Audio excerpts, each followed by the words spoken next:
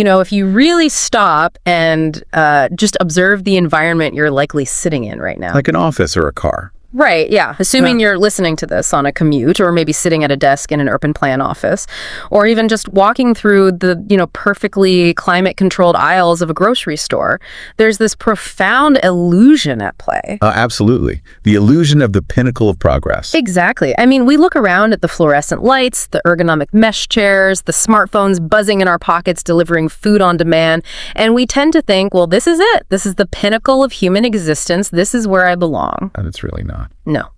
When you actually lift the hood of human biology and you look at the raw neurological machinery running your mind, suddenly this whole modern setup feels less like a natural habitat and more like a very clean, very polite zoo enclosure. That is the absolute definition of an evolutionary mismatch. I mean, we have meticulously engineered these highly structured, sedentary indoor lives that are just completely devoid of physical danger. Right. Yet we are walking around with hardware that was exclusively field tested for the wild.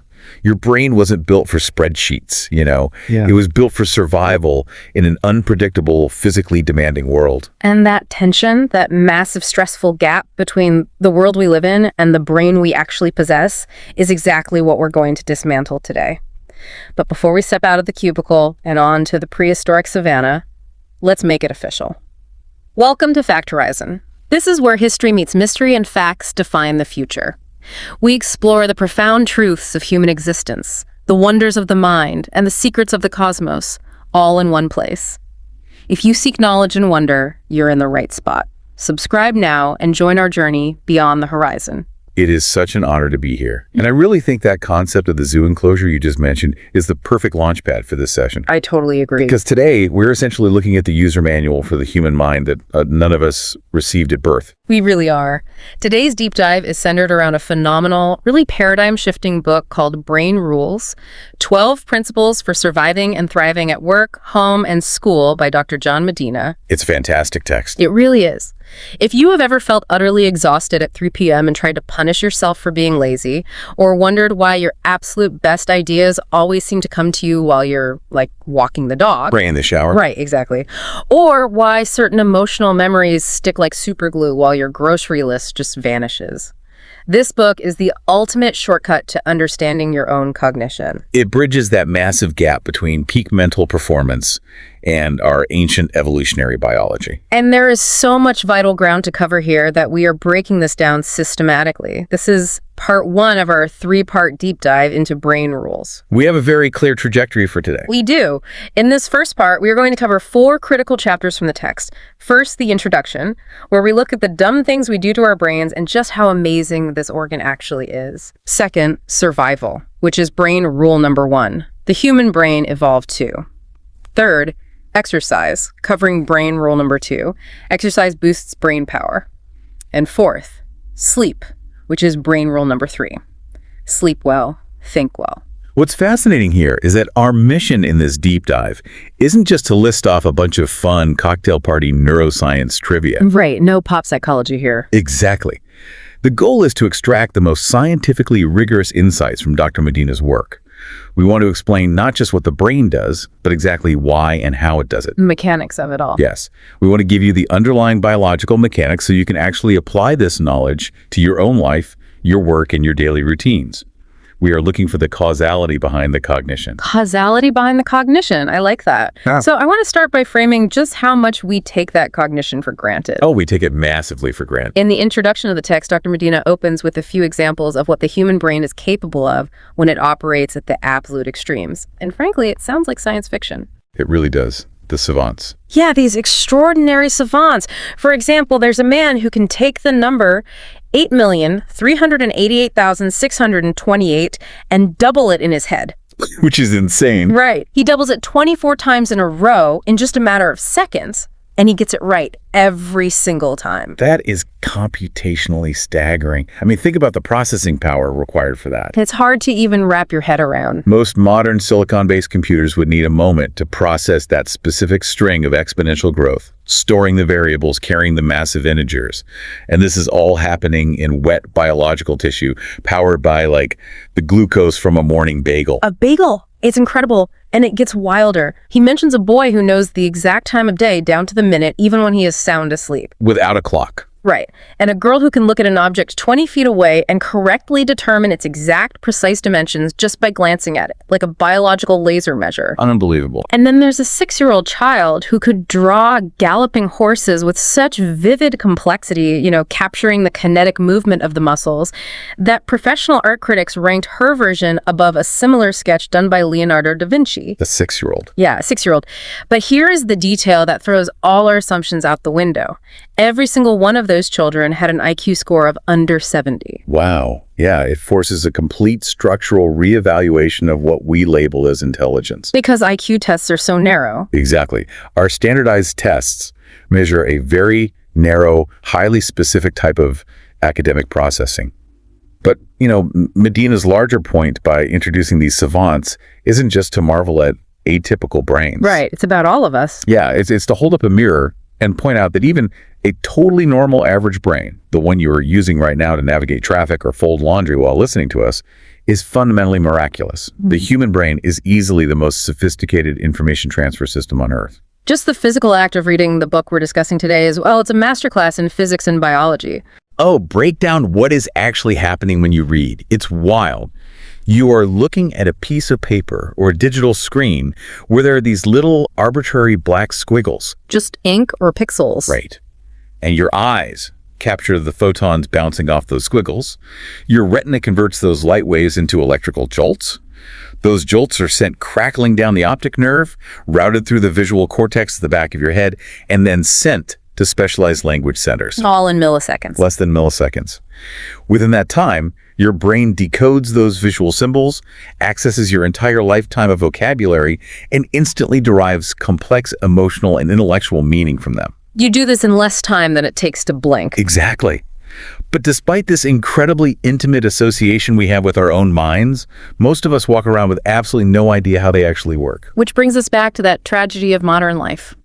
Think about an animal in a zoo. Let's say a majestic silverback gorilla or a Bengal tiger. If you put that animal in a small concrete box with glaring artificial lights and you restrict their movement to a few square feet, they begin to exhibit highly neurotic behaviors. They pace, they get stressed. Right. They pace relentlessly. They pull out their own fur. Their cortisol levels skyrocket. They get clinically depressed. We look at that and say, well, obviously, that environment is completely opposed to what that animal's biology demands. It's cruel.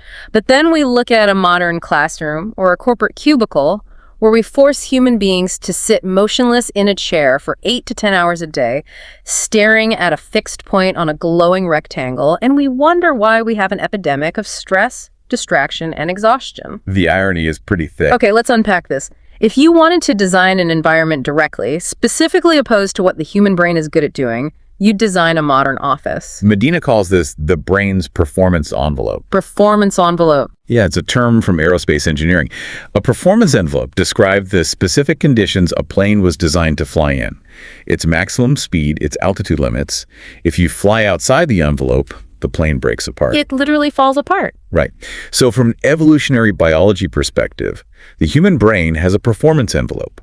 It was designed to solve problems related to surviving in an unstable outdoor environment, and to do so in nearly constant physical motion. Moving all the time. We did not evolve to sit at desks in climate-controlled rooms. We evolved to traipse across the unforgiving African savanna, constantly scanning the horizon for predators, tracking subtle weather patterns, and negotiating complex social hierarchies within our tribe. And here's the brutal truth. We have not outgrown this performance envelope. It's still there. It is the underlying operating system running your life today. Completely. Now, before we dive into the deep history of that operating system, we have to talk about the standard of evidence for today's discussion, because neuroscience has become, incredibly trendy. Well, it's everywhere on social media. And as a result, there is a mountain of pop psychology out there disguised as science. We've all heard things like, listen to Mozart to make your baby a math genius. Or the right brain, left brain thing. Yes. You need to manage your right brain employees differently than your left brain employees because one is creative and one is logical. The Mozart effect is the perfect cautionary tale for this. That entire cultural phenomenon stemmed from a tiny, highly specific piece of research. Wait, really? How tiny? It involved a few dozen college students who performed slightly better on a spatial reasoning task for about 15 minutes after listening to a sonata. 15 minutes. That's it. And from that single tiny study, a massive industry was born, telling parents they could engineer genius babies by putting headphones on pregnant bellies. That's wild. And the left brain, right brain personality myth is another one. It's a gross oversimplification of how the hemispheres actually communicate. Medina is acutely aware of this noise, which is why he employs a very strict filter for what makes it into his rules. Ah, right. He uses something he calls the MGF. The Medina-Grump factor. I genuinely want to adopt the Medina-Grump factor for all information I consume from now on. It's a great metric. I mean, for any study, finding, or scientific concept to be included in his book, it must pass a brutal vetting process. First, the research must have been published in a recognized, peer-reviewed scientific journal. Which is the bare minimum, really. Right, but that's not enough, because single studies can be flawed. Second, it must have been successfully replicated, not just once, but dozens of times by independent researchers in different labs. So as we explore these concepts, you can rest assured this isn't speculative self-help.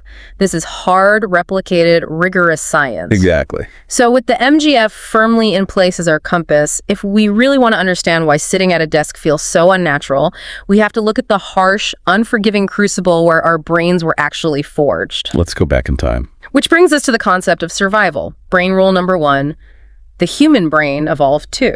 To understand the human brain, you really have to understand climate change. Climate change. Yeah. When you look back a few million years, the vast majority of human prehistory occurred in jungle-like climates in East Africa. It was steamy, highly humid, and most importantly, it was comfortably predictable. Life was relatively easy. Very easy.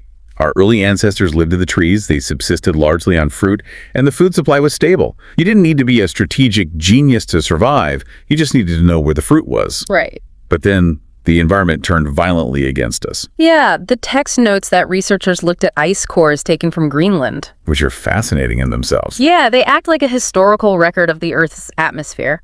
Those cores show that the global climate didn't just slowly shift, it started staggering wildly. It would swing from being unbearably sadistically hot to being freezing cold in a relatively short evolutionary window. And because of these violent swings, those bountiful African rainforests began to shrink and die off. They were replaced by massive, open, arid grasslands. The local food supply completely collapsed. And this is the ultimate test of natural selection. When an environment becomes that hostile, there are generally two evolutionary paths for a species to beat the cruelty of nature. Okay, what are they? You can either become stronger, faster, and more physically dominant, like growing huge claws or thick fur, or you can become smarter. And we definitely didn't get faster or stronger. No, we, as a relatively weak, slow species with dull teeth and no claws, took the second path. When the trees disappeared, we were forced out onto the open savannas to forage and hunt. This meant we had to travel increasingly long distances just to find enough calories to survive. So our bodies made a massive biomechanical adaptation. We developed bipedalism. We stood upright. Exactly. We stood upright and started walking on 2 legs instead of 4. And bipedalism is the domino that sets off the entire cognitive revolution. Because walking upright on 2 legs is incredibly energy efficient compared to knuckle walking like a chimpanzee or gorilla. So we suddenly had this massive surplus of metabolic energy. Yes. But we didn't take that saved energy and pump it into our muscles to physically fight off the saber-toothed tigers. We took that surplus energy and routed it straight into our skulls. Yeah. We grew bigger, denser, more complex brains. But it wasn't just about getting bigger. It was about the type of intelligence we needed. Because the climate was now violently unstable, we could no longer rely on a fixed set of biological instincts. Right. Instincts are too rigid. A tiger has instincts beautifully, perfectly tailored for a specific jungle environment. But what do you do when your environment changes from jungle to grassland to near Arctic tundra in the span of a few generations? Instincts will get you killed. You have to adapt to variation itself. The hominids who survived were the ones who could rapidly solve brand new problems, learn from their mistakes, and innovate on the fly. We abandoned physical strength and bet our entire species' survival on cognitive flexibility. And that biological building project, routing all that energy into the brain over millions of years, didn't happen by just inflating the brain like a balloon. It's not just one big mass. No, Medina describes the human brain essentially as a biological archaeological site. It's not one seamless, unified organ. It's more like three distinct brains tucked inside each other, built in phases over millions of years. Let's dig into this triune brain structure, starting from the very bottom. So, right at the base of your skull, sitting directly on top of your spinal cord, is your oldest neural structure. Neuroscientists often refer to this informally as the lizard brain, or technically the brain stem. Or lizard brain. And we call it the lizard brain because it functions inside you pretty much the exact same way it functions in a Gila monster or an iguana. It's the housekeeping department. It doesn't write poetry, it just keeps the lights on. It is entirely dedicated to automatic survival functions. It controls your breathing, your heart rate, your digestion, your waking and sleeping cycles. It's always running in the background. Think of it like the bustling infrastructure of a major city at 3 a.m. It's always active, always buzzing, pumping the water, keeping the electricity flowing, whether you are sound asleep or wide awake, so you don't have to consciously remember to beat your own heart. Thank goodness for that. I definitely forget. We all would. Now, layered directly on top of that lizard brain, we have the second architectural addition, the mammalian brain, which is formerly known as the limbic system. This is the part of the brain that we share with house cats, dogs, and wolves. It is fundamentally tied to basic animal survival and emotional response. It governs what biologists rather bluntly call the 4 Fs: fighting, feeding, fleeing, and reproductive behavior. A very polite way of saying it. Very polite. But yes, the mammalian brain is the seat of our deepest, most powerful survival drives. And Medina points out 3 specific structures within this limbic system that are critical to understanding how we learn and survive. Let's go through them. First, there is the amygdala. This is an almond-shaped cluster where your primal emotions live. It allows you to feel blinding rage, paralyzing fear, or intense pleasure. And it creates the memories associated with those feelings, right? Exactly. Emotional memories are processed differently and prioritized higher than logical memories, because remembering what a predator looks like is way more important than remembering a pleasant sunset. Makes sense. Then you have the hippocampus. Right. The hippocampus is the memory conversion center. It's shaped a bit like a seahorse. It takes your short-term experiences and works to consolidate and convert them into long-term memories. We'll talk extensively about this when we get to sleep because the hippocampus is very busy at night. Oh, it works the night shift for sure. And finally, you have the thalamus. The thalamus sits squarely in the center of your brain and acts as the grand control tower for your senses. Like an air traffic controller. Yes. It takes insight, sound, touch, and routes those signals to the appropriate higher regions for processing. So we have the lizard brain keeping our heart beating, and the mammalian brain giving us fear, hunger, and memory storage. But then, folded over the very top of all this ancient machinery is the absolute masterpiece of human evolution. The human brain. Yes, the cortex. If you were to take the human cortex and unfold its deep wrinkles, it would be about the size of a baby blanket. Just a thin sheet of tissue, really. But it is packed with incredibly complex circuits of electrical information, and it is highly specialized. This is where we process complex speech, high-resolution vision, and intricate long-term memory. But the crown jewel of the cortex sits right behind your forehead. It is the prefrontal cortex. This is the newest addition, biologically speaking, and it is the specific piece of hardware that truly separates us from the rest of the animal kingdom. Medina illustrates exactly what this prefrontal cortex allows us to do with a brilliant, highly relatable little story about his 4-year-old son, Noah. Oh, the stick story. I love this. Yeah. So Noah is playing in the backyard. He picks up a random stick from the dirt, brandishes it in the air, and yells, "That's not a stick, that's a sword, stick 'em up." Now, to a parent, it just sounds like a cute toddler moment. Just a kid playing pretend. Right. But Medina points out that in less than 2 seconds, this 4-year-old deployed a uniquely human cognitive ability that took millions of years to evolve. Developmental psychologist Judy Deloach calls this dual representational theory. Dual representational theory, what exactly is that? It's our capacity to attribute characteristics and meanings to things that don't actually possess them. Let's break down what Noah is doing. His sensory organs, his eyes, the tactile receptors in his hand are perceiving the physical reality of the wood. He knows it's a stick. Exactly. But simultaneously, his prefrontal cortex is attributing the completely abstract concept of a sharp metal sword to it. He is holding 2 completely different representations of the same object in his mind at once. He is engaging in symbolic reasoning. Yes. We are uniquely human because we can fantasize. Yeah. We can make things up that aren't physically there and act upon them. And this isn't just about kids playing pretend. This ability to reason symbolically is the bedrock of all human civilization. It is what allows us to look at a five-sided geometric shape and say, that's not just a pentagon, that represents the United States military headquarters. Or to look at those black squiggles on a page and extract a heartbreaking story from them. We assign meaning to symbols, but how do neuroscientists actually know that the prefrontal cortex is responsible for this high-level reasoning and not some other part of the brain? We know this largely from tragic historical accidents, the most famous of which is the case of Phineas Gage. Phineas Gage, the railroad worker. Right.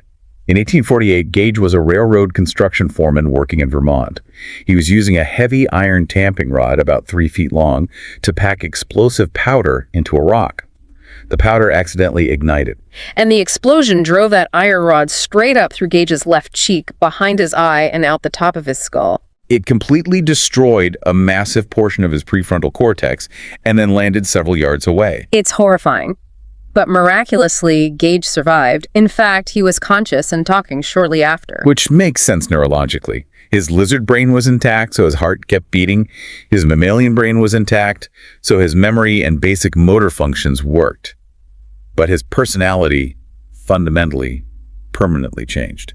The physician who treated him, Dr. John Harlow, famously noted that the balance between his intellectual faculties and his animal propensities had been completely destroyed. Before the accident, Gage was described as a shrewd, smart, polite businessman. Right. But after the accident, he became wildly impulsive, incredibly profane, entirely incapable of planning for the future, and unable to inhibit his immediate emotional urges. Gage's tragedy was a huge breakthrough for neuroscience. It provided the first definitive proof that the prefrontal cortex is the seat of our executive functions. It's the CEO of the brain. Exactly. It governs our ability to solve complex problems, maintain long-term attention, and critically, it provides the neurological brakes on the impulsive mammalian brain.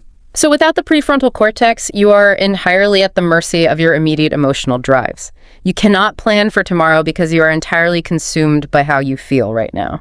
Precisely. Okay, so we have this massive, energy-hungry prefrontal cortex that allows us to reason symbolically, plan for the future, and control our impulses. But how did that specific set of skills actually keep us alive on the savannah? What do you mean? I mean, it's great to pretend a stick is a sword, or to politely inhibit your anger, but how does any of that stop a woolly mammoth from trampling you to death? Because it allowed us to invent social cooperation. Cooperation. Yeah. A single human being facing down a woolly mammoth or a pack of predators is a joke. You have no armor, you are slow, you are going to get crushed. We're basically snacks. Exactly.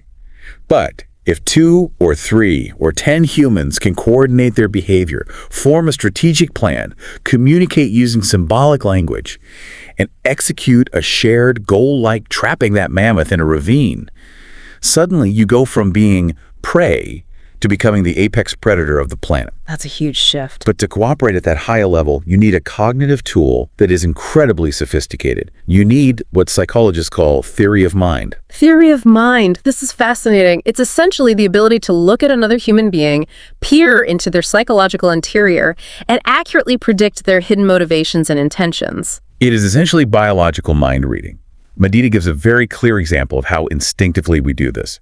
If I tell you a story where a man tragically dies in an accident, and then shortly after his healthy wife also dies, your brain immediately automatically connects those dots. You infer the internal mental state of the wife. Right. You assume she died of grief or a broken heart.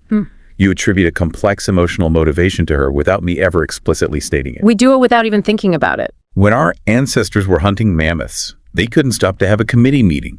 They needed to instantly read the fear, the determination, the intent in their hunting partner's eyes. They had to understand their partner's internal reward and punishment system. Right. If I charge this beast, will my partner hold the line or will they run away? Theory of mind allowed us to anticipate the actions of others, which made complex teamwork possible. But wait, let me pause and challenge this for a second. Sure. If our brains evolved to read complex social cues in a split second, to coordinate high-stakes physical survival with our tribe, and to constantly adapt to wildly unstable climates, isn't answering emails all day a massive underutilization of our hardware? Massively. Sitting silently in a cubicle, reading text on a screen, aren't we basically taking a finely tuned Ferrari and forcing it to idle in a school zone? You're not just idling it, you are suffocating it. The Ferrari analogy is perfect. You possess a massive cognitive engine built specifically for high-stakes, physically demanding, highly social problem-solving. And modern society demands that you park it at a desk to sort spreadsheets and respond to Slack messages. And the brain fundamentally rejects this. When you severely underutilize this hardware, and when you confine it to a highly constrained, physically stagnant, socially isolated environment, it generates chronic stress. The brain is literally screaming to be used the way it was designed. And that leads perfectly into the physical cost of that mismatch. Because our evolutionary history wasn't just about getting smarter to survive, it was intensely, relentlessly physical. So physical. Bipedalism didn't just free up our hands to use tools, it established a biological baseline for physical movement. It set a non-negotiable movement requirement that our brains still desperately crave to function properly today. The brain and the body are not separate entities. The brain relies entirely on the physical movement of the body to maintain its own health. Which brings us to the next massive piece of the puzzle. Exercise. Brain rule number 2 is stated very simply. Exercise boosts brain power. But when you look at the evolutionary baseline Medina provides, it is staggering. The miles they walk. Yeah, we talked about being forced out of the trees and migrating across the savannah to find food. From an evolutionary perspective, our brains developed their incredible cognitive capacity, while our ancestors' bodies were walking or running up to 12 miles a day. 12 miles. Every single day. Just to survive. That's basically a half marathon every day. We are walking around in Olympic caliber bodies. Evolution sculpted us for endurance. And what do we do with these Olympic bodies? We sit. We park them in ergonomic chairs for 8 hours, then move them to a car seat for an hour, and then park them on a couch for the rest of the evening. We have not had millions of years to adapt to a sedentary lifestyle. We've had barely a century.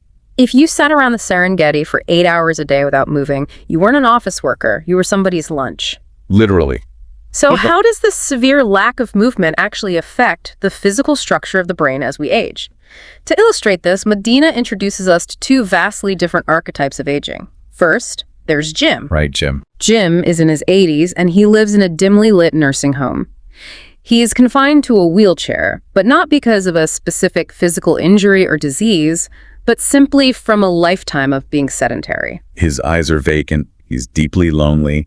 He spends his days staring off into space or watching television. And his cognitive functions, his memory, his quickness, have severely declined. And then, on the completely opposite end of the human spectrum, Medina points to the famous architect Frank Lloyd Wright. Okay. In his late 80s and well into his 90s, Wright was incredibly sharp, fiercely witty, physically active, and still designing complex architectural masterpieces. So scientists and researchers naturally wanted to know, what is the fundamental variable here? What is the difference between aging like Jim, where the mind decays, and aging like Frank, where the mind remains vibrant? And obviously genetics always play a role, but researchers isolated a massive, undeniable environmental factor, a sedentary lifestyle. If you are a couch potato, your fluid intelligence is essentially destroyed over time. We should distinguish that. Fluid intelligence is your ability to reason quickly, think abstractly, and solve brand new problems on the fly. It's raw processing speed. Which is different from crystallized intelligence, right? Exactly. Crystallized intelligence is the accumulation of facts and wisdom over a lifetime. You might retain your crystallized knowledge, like how to do your specific job, but without movement, your fluid intelligence degrades. But here is the hopeful part. If you engage in regular aerobic exercise, you don't just slow down that decline, you can actually bring cognitive abilities back online. The data on cognitive makeovers is nothing short of incredible. Researchers took groups of elderly individuals who had lived completely sedentary lives, people who were aging exactly like Jim, and put them on a moderate aerobic exercise program. Nothing extreme, just brisk walking a few times a week. Right. And after just a few months, their scores on memory retention, problem solving, and spatial reasoning tests shot up significantly. Exercise literally brought their executive functions back to life. But the underlying question, the causality we are looking for, is why? What is the actual biological mechanism making this happen in the tissue of the brain? Okay, let's unpack this. Here's where it gets really interesting. I love how Medina explains this. He uses a brilliant historical analogy to explain how physical exercise literally changes the architecture of the brain. He talks about a Scottish engineer from the early 1800s named John Loudon McAdam. It's a perfect parallel. Back in the early 19th century, the roads in England and Scotland were basically just packed dirt paths. When it rained, which is constantly, they became muddy, impassable bogs. Trade would completely grind to a halt. People couldn't get their goods from a farm in one town to a market in another. The problem wasn't a lack of goods or lack of demand. It was entirely a problem of access. So McAdam comes along and revolutionizes civil engineering by inventing a process we now call macadamization. He raised the level of the roads, giving them a slight camber to drain water, and layered them with crushed rock and gravel, creating stable, hard surfaces that wouldn't turn to mud in the rain. Suddenly, carts could travel anywhere, in any weather, at any time of year. Trade exploded. The economy boomed. McAdam didn't create new goods. He created the infrastructure required to access them. And that is exactly, biologically, what exercise does to your brain. Your brain is a massive consumer of energy. It only accounts for about 2% of your body weight, but it consumes 20% of the energy you take in. It's greedy. Extremely greedy. It needs a constant, uninterrupted supply of glucose for fuel and a constant supply of oxygen to act as a toxic waste cleaner. As your brain burns glucose, it creates dangerous, free radicals, toxic waste electrons. And oxygen sweeps in and clears them out before they can damage the tissue. Right. The way the brain gets this glucose and oxygen is through your bloodstream. The blood acts as both the catering service dropping off the food and the hazmat cleanup crew taking away the waste. But to do its job efficiently, the blood needs roads. It needs blood vessels. And this is where movement comes in. When you exercise, you aren't just burning calories or building muscle. The physical motion of your body stimulates your blood vessels to release a powerful molecule called nitric oxide. This molecule acts as a chemical signal that tells the body, we need more roads. It triggers the creation of brand new blood vessels, tiny capillaries that penetrate deeper and deeper into the tissues of your body, including the tissue of your brain.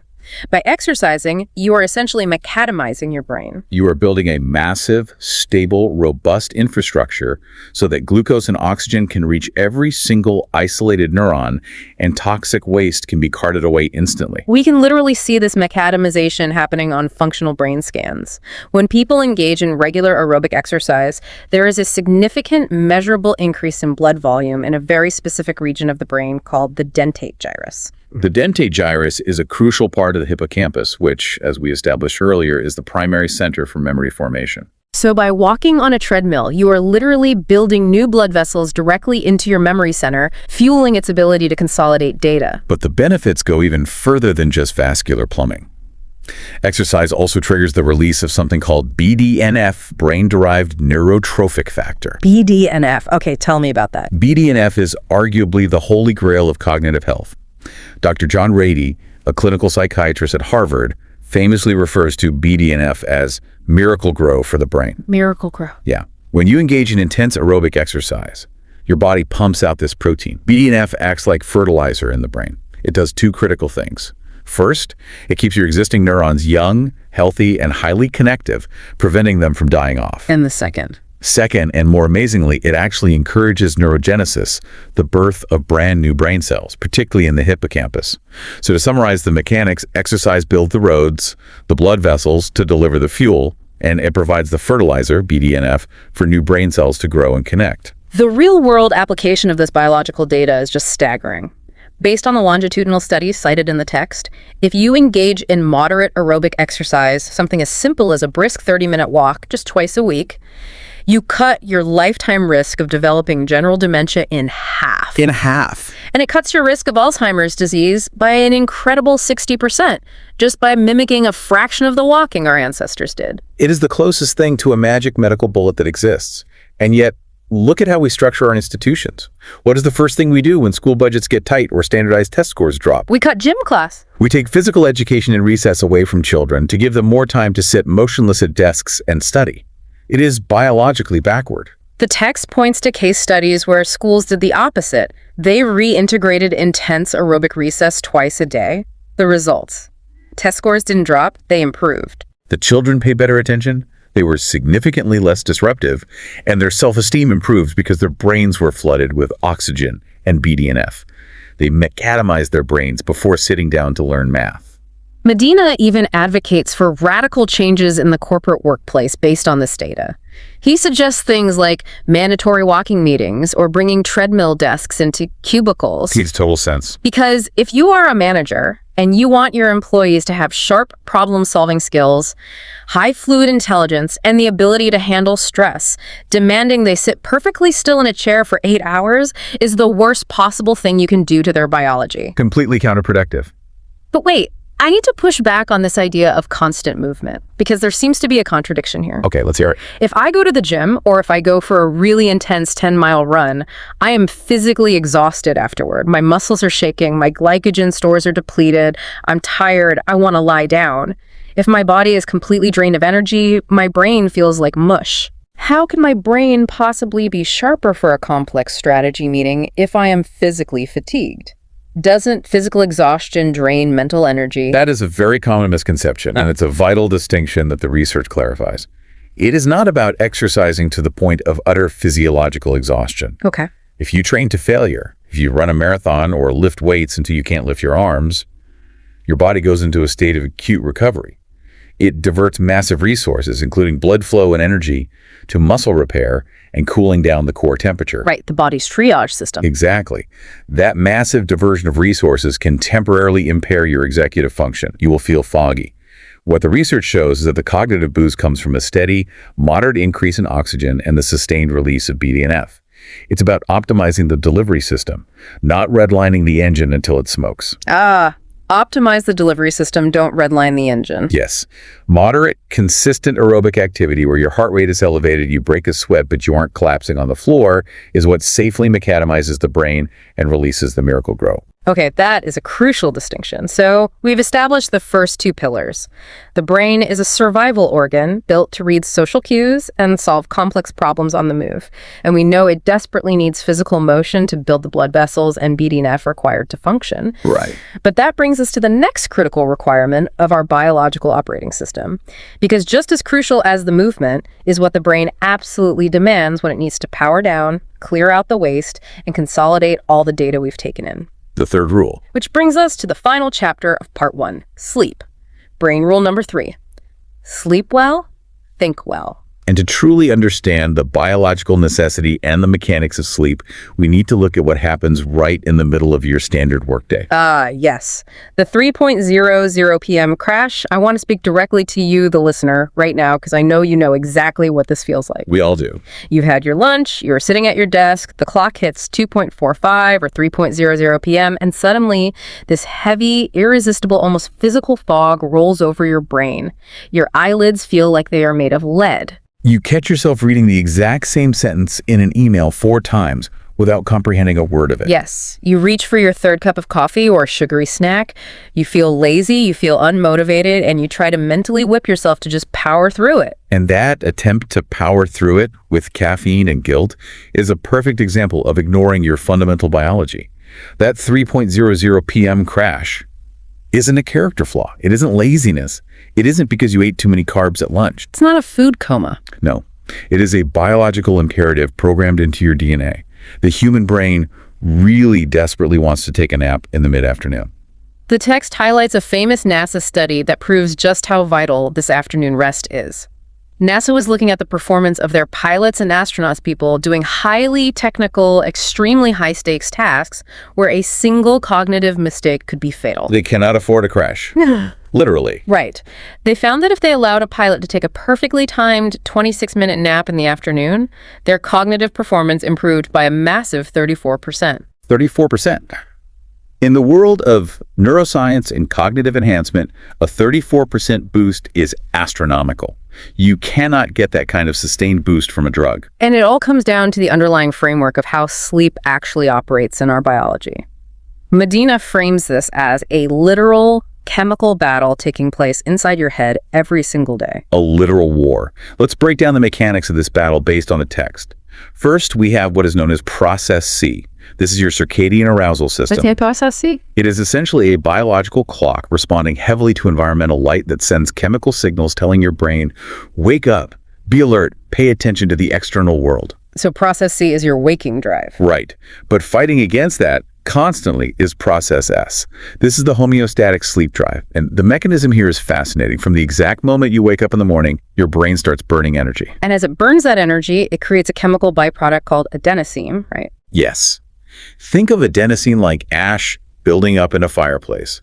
The longer the fire burns, the longer you are awake, the more ash piles up. Yeah. This is metabolic debt. Okay, I like that analogy. As adenosine accumulates in the brain, it binds to specific receptors, suffocating the fire and creating a heavy chemical pressure. Process S is that pressure, pushing down on you, demanding that you go to sleep so the brain can clear out that metabolic ash.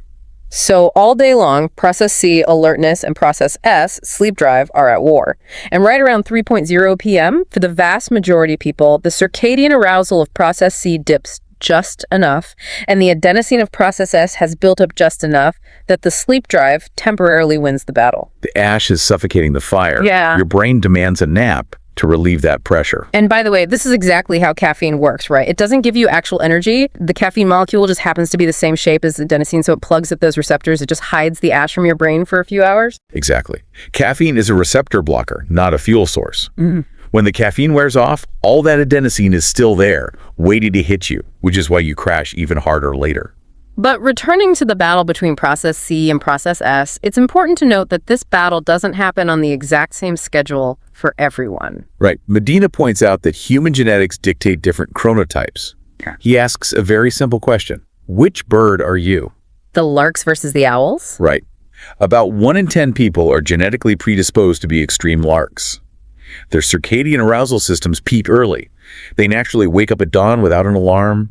They hit their absolute peak productivity and cognitive sharpness in the late morning, and their process S crushes them by early evening. And the owls. Another 1 in 10 are extreme owls. Their biological clocks are shifted late. They struggle immensely to wake up early. Their brains don't really come online fully until the late afternoon, and they do the absolute best, most creative work late at night. And the rest of us. The remaining 80% of us fall somewhere in the middle of a bell curve, known as hummingbirds. But regardless of what bird you are, if you are sleep deprived, if you try to cheat process S, the cognitive costs are severe. The text makes it abundantly clear that the brain doesn't just sleep to passively rest, like a computer going into standby mode. No, it sleeps to work. Nighttime rest is vitally, biologically necessary for next-day mental agility. The old phrase, "let me sleep on it," isn't just a cultural idiom, it is a description of a biological fact. When you finally surrender to process S and go to sleep, particularly when you drop into slow-wave sleep patterns, your brain is incredibly active. It is engaging in a process called offline memory consolidation. Remember the hippocampus we discussed earlier? Right. During the day, it captures short-term experiences. But at night, during slow-wave sleep, the hippocampus replays the events of the day. It actively organizes them, searches for patterns, links new information to previous long-term memories, and essentially decides what gets permanently stored in your cortex and what gets deleted to save space. So if you cut your sleep short, you are short-circuiting this entire consolidation process. You are disrupting the very mechanisms that allow you to learn a new skill, remember a vital fact, and maintain emotional stability. Okay, so this raises a massive, glaring societal conflict. If the science is this absolute, if we know for a fact that sleep deprivation destroys memory consolidation and cognitive function, and if NASA proved beyond a shadow of a doubt that a 26-minute nap relieves process S and boosts performance by 34%, why is falling asleep at your desk a fireable offense in corporate America? That's a great question. Why do we universally mandate that everyone, whether they are a genetic lark or genetic owl, must be at their desk at 8:00 a.m. sharp and must power through that biological 3:00 p.m. crash with coffee? Why are we fighting our own biology this hard and punishing people for it? Because we have built our modern institutions on an industrial model, not a biological one. If we connect this all the way back to the core theme of Medina's introduction, we are still stubbornly, foolishly trying to force our Serengeti survival brains into industrial-era behavioral boxes. The factory model. Yes. The corporate 9-to-5 schedule, the fluorescent lighting, the lack of movement, the strict stigmatization of napping. These were systems originally designed for factory assembly lines in the early 1900s. They were designed to maximize the predictable mechanical output of machines and the bodies operating them. They were absolutely not designed to optimize the creative, complex output of the human brain. Not at all. We are literally punishing ourselves for functioning exactly the way evolution beautifully designed us to function. Which is both infuriating to realize and incredibly validating to hear. When you hit that wall at 3:00 p.m., you aren't lazy. You're just a human being trapped in a zoo enclosure of our own making, trying to survive on a machine schedule. It's a profound realization when you stop blaming yourself and start understanding your biology. As we bring part 1 of this deep dive to a close, let's pull all of this together. Let's synthesize the key takeaways from these first 4 chapters of Brain Rules. What are the absolute core scientific truths we've extracted today? If we distill everything down to its essence, it looks like this. First, our brains are not cold, logic-processing computers. They are ancient survival organs. They evolved over millions of years in constant physical motion, adapting to chaotic, wildly unstable climates. Right. We survived not by being the strongest animal, but by developing symbolic reasoning in our prefrontal cortex. And by developing the ability to cooperate socially through theory of mind. Second, because we evolved our cognitive horsepower while walking up to 12 miles a day, our brains absolutely require physical movement to function optimally. We must move our bodies to trigger the release of nitric oxide and BDNF. This macadamizes the brain, building the vital biological roads and providing the fertilizer our brains need to stay sharp, maintain fluid intelligence, and stave off devastating diseases like Alzheimer's. And finally, we must respect the profound biological drive for sleep. The daily chemical battle between our circadian arousal, process C, and our homeostatic sleep drive, process S, is real. And it is entirely natural to need rest in the middle of the day. A 26-minute nap isn't a sign of weakness or laziness. It is a scientifically proven, NASA-backed strategy to relieve metabolic debt and maintain peak mental agility. Furthermore, your brain absolutely requires deep, slow-wave sleep for offline memory consolidation. Without it, the house just falls apart. It's an incredible shift in perspective. Once you understand the hardware, the way you treat yourself has to change. And I want to leave you with a final provocative thought to mull over as you go about your day. We've spent this entire session establishing a fundamental truth. Our brains evolved their incredible horsepower specifically to adapt to harsh, unstable climates, unpredictable predators, and constantly changing, life-threatening physical challenges. We got smart because the world was incredibly dangerous, highly variable, and physically demanding. So here's the question. Is our modern pursuit of a perfectly climate-controlled, ultra-stable, predictable, and physically effortless life actually the exact thing that is causing our cognitive stagnation? By artificially removing all the physical and environmental stressors our brains were built to solve, are we literally comforting ourselves into cognitive decline? That is a deeply chilling thought. If the brain is analogous to a muscle that requires constant resistance and novel challenges to grow, then modern, effortless comfort might just be the ultimate recipe for atrophy. We've built a world so easy to survive in, our brains might be falling asleep at the wheel. Something to seriously think about the next time you adjust your ergonomic chair, stare at your screen, and reach for that 3:00 p.m. coffee instead of taking a walk. In part 2, we will explore stress, wiring, attention, and memory, examining how toxic environments impact learning, why every brain is unique, how to capture attention, and the secrets to long-term memory retention.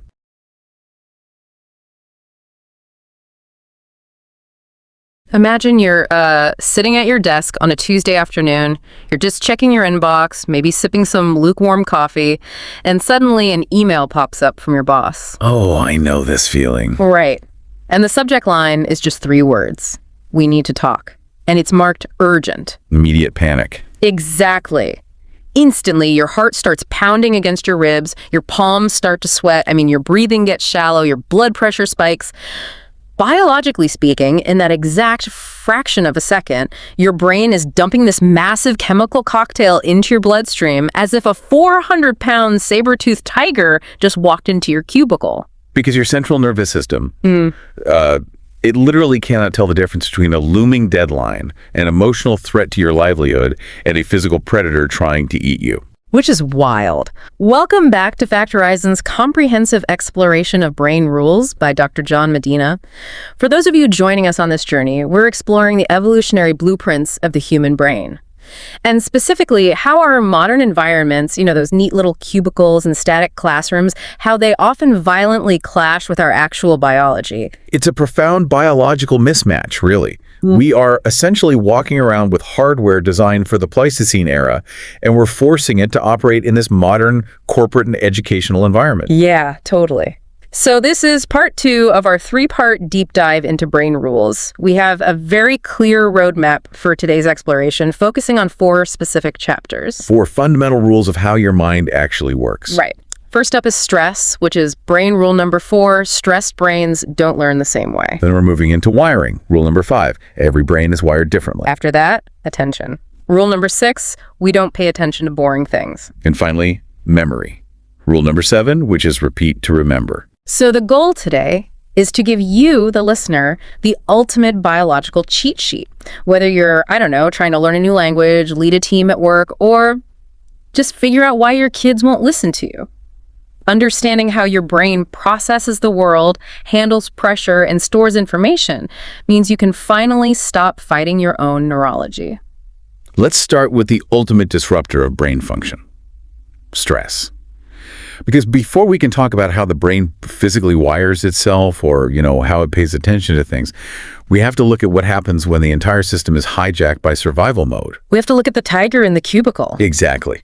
But to do that accurately, we first have to strip away the colloquial way we use the word stress. Right, because we throw that word around all the time. We really do. Yeah. In casual conversation, people say, "Oh, I'm so stressed out," when they just mean they have a busy weekend with too many errands. Or a student says they're stressed about a pop quiz. Right. But from a purely biological, neurological standpoint, stress isn't just feeling busy. It's an incredibly specific physiological state. And the book points out that measuring stress is notoriously tricky for scientists. Because if you just look at, say, heart rate, blood pressure, and arousal, absolute sheer terror looks an awful lot like the physiological response to having sex, or eating a massive Thanksgiving dinner. Or riding a roller coaster. You're highly aroused in all those situations. Yeah.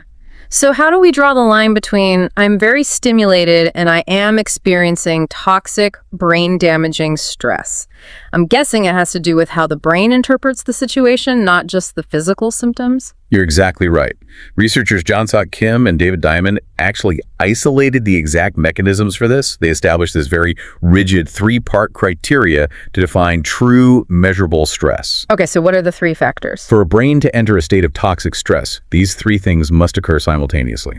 First, yes, there must be a measurable physiological arousal, the heart rate spike, the adrenaline release. Got it. And the second? Second, the brain must perceive the event as aversive. It has to be something you actively want to avoid. Like, you don't want the roller coaster to stop, but you absolutely want the tiger to go away. Okay, arousal and aversion. That makes sense. But the third factor is the absolute linchpin. There must be a profound loss of control or a feeling of learned helplessness. Learned helplessness. Right. If you have the physiological arousal and you hate what's happening, but you feel like you have the power to stop it or escape it, you do not enter the toxic stress loop. It's the loss of control that tips the scales. I want to visualize this with that anecdote Dr. Medina uses in the text because it encapsulates this 3-part trinity perfectly. He describes watching his 18-month-old son encounter a vegetable he absolutely despises on his dinner plate. Let's say it's a pile of cooked carrots. A classic childhood battleground. It really is. So the toddler sees the carrot. First, measurable physiological arousal. His face flushes, his breathing hitches, he goes ballistic, screaming, crying. Second, it's deeply aversive to him. He hates the carrot. He views it as a literal threat to his happiness. He wants to avoid it. But the third part, that loss of control, is hanging in the balance. Because he's trapped in a high chair, he cannot escape the carrot. And if he remains trapped, he enters the toxic stress state. But he doesn't. The toddler suddenly reaches out, snatches the handful of carrots, hurls them onto the kitchen floor, and then points down at them triumphantly. Yeah. By throwing the carrots, he regained control of his environment. Exactly. The feeling of helplessness vanished, the stress loop was broken, and he immediately stopped crying. Which is just so fascinating, is that physical act of throwing the carrot literally halts a massive chemical cascade inside his body. Let's trace what was happening in those few seconds before the carrots hit the floor.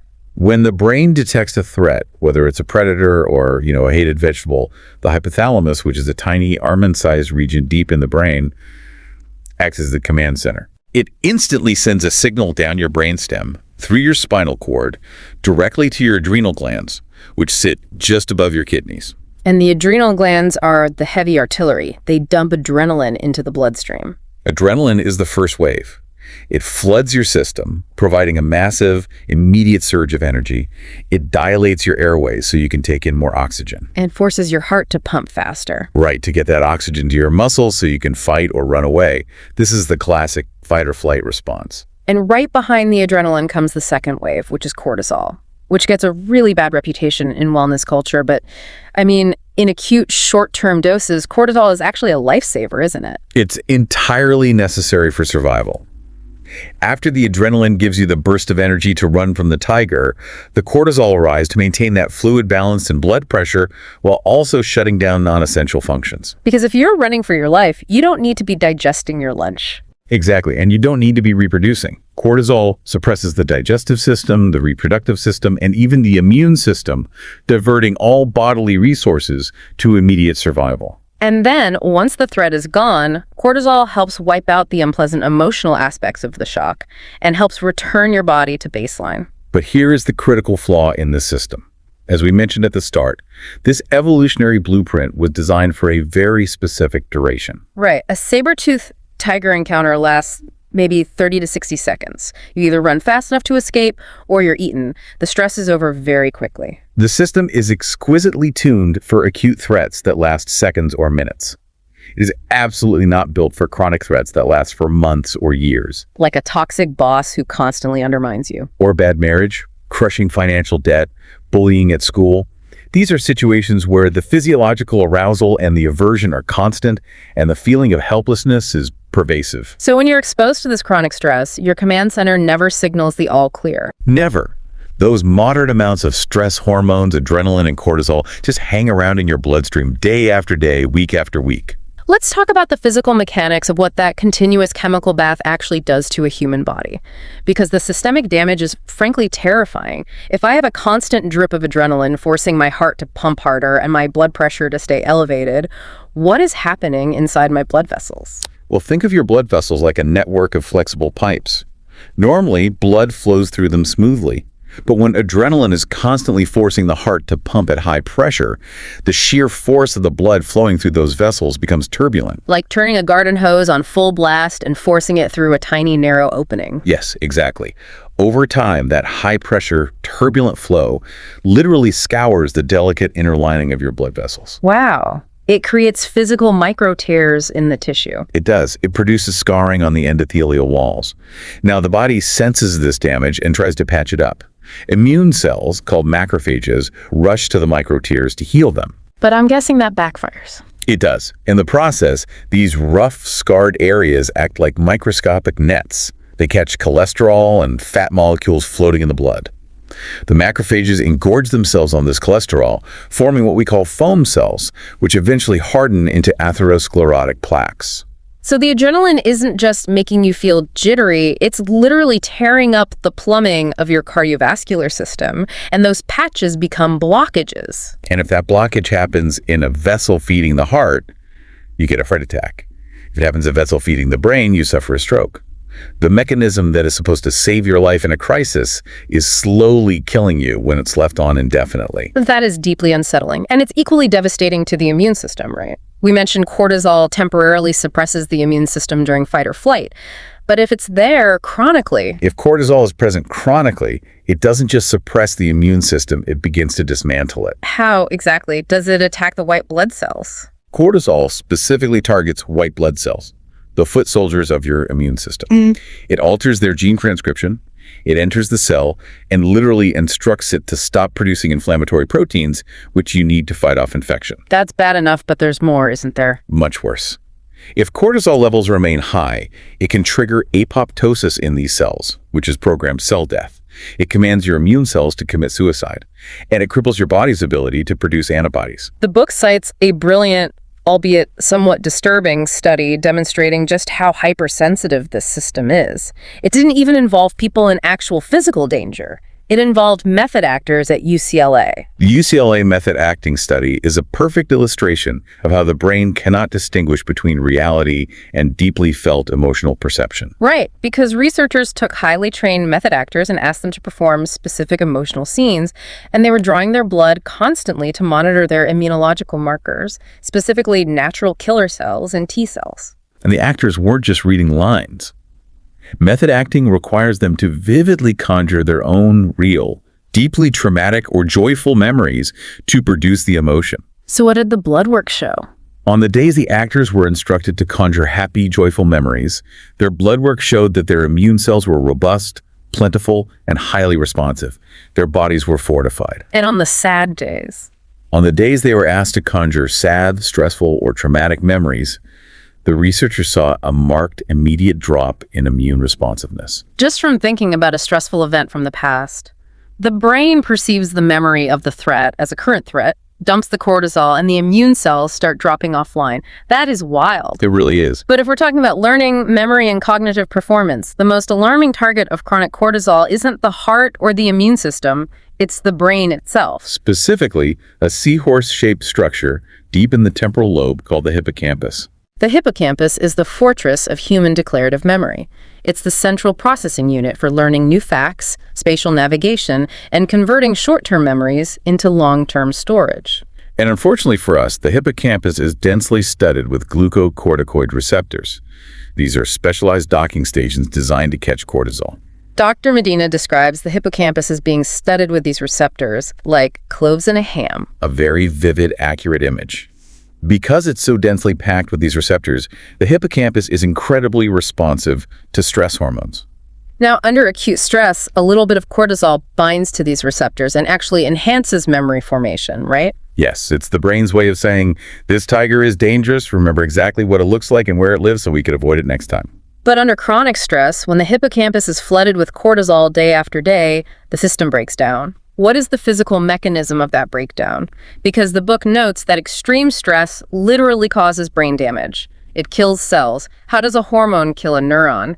When too much cortisol binds to the receptors on a hippocampal neuron for too long, it causes calcium channels on the cell membrane to remain open longer than they should. And calcium floods into the cell. Exactly. Yeah. While a little calcium is necessary for the cell to fire, a massive influx of calcium is highly toxic. It generates free radicals inside the neuron, which damage the cell's internal machinery and its DNA. It essentially burns the cell out from the inside. It does. First, the dendrites, the branches the neuron uses to communicate with other cells, they begin to shrivel and retract. It physically disconnects the neural networks that store your memories. That's terrifying. And if the stress continues, it halts neurogenesis, which is the birth of new baby neurons. And eventually, the prolonged calcium overload kills the cell entirely. Chronic stress causes actual, measurable tissue loss in the hippocampus. Let's use an analogy here to ground this for you, the listener. Think of cortisol like a commercial building's emergency overhead sprinkler system. If a fire breaks out, that sprinkler system is an absolute lifesaver. You want it to go off immediately. But if the sprinklers are triggered 24/7, week after week, because of a glitch in the alarm, or in our case, an overbearing boss or a toxic relationship, the constant water damage will rot the floorboards, short out the electrical wiring, and eventually compromise the structural integrity of the entire building. The water that puts out the fire rots the wood. In your analogy, the floorboards and the wiring are the neural networks in your hippocampus. The mechanism that saves you in the short term destroys you in the long term. This is why people experiencing chronic stress suffer from memory loss, an inability to process language efficiently, impaired executive function, and very frequently clinical depression. Absolutely. But if I'm listening to this right now, I might be thinking, wait a minute. I know people, maybe I am one of these people, who claim they work better under pressure. You know, people who intentionally put off a project until the night before because the deadline forces them to focus. If stress is so universally toxic to the brain, how do we explain the high performer who thrives on a deadline?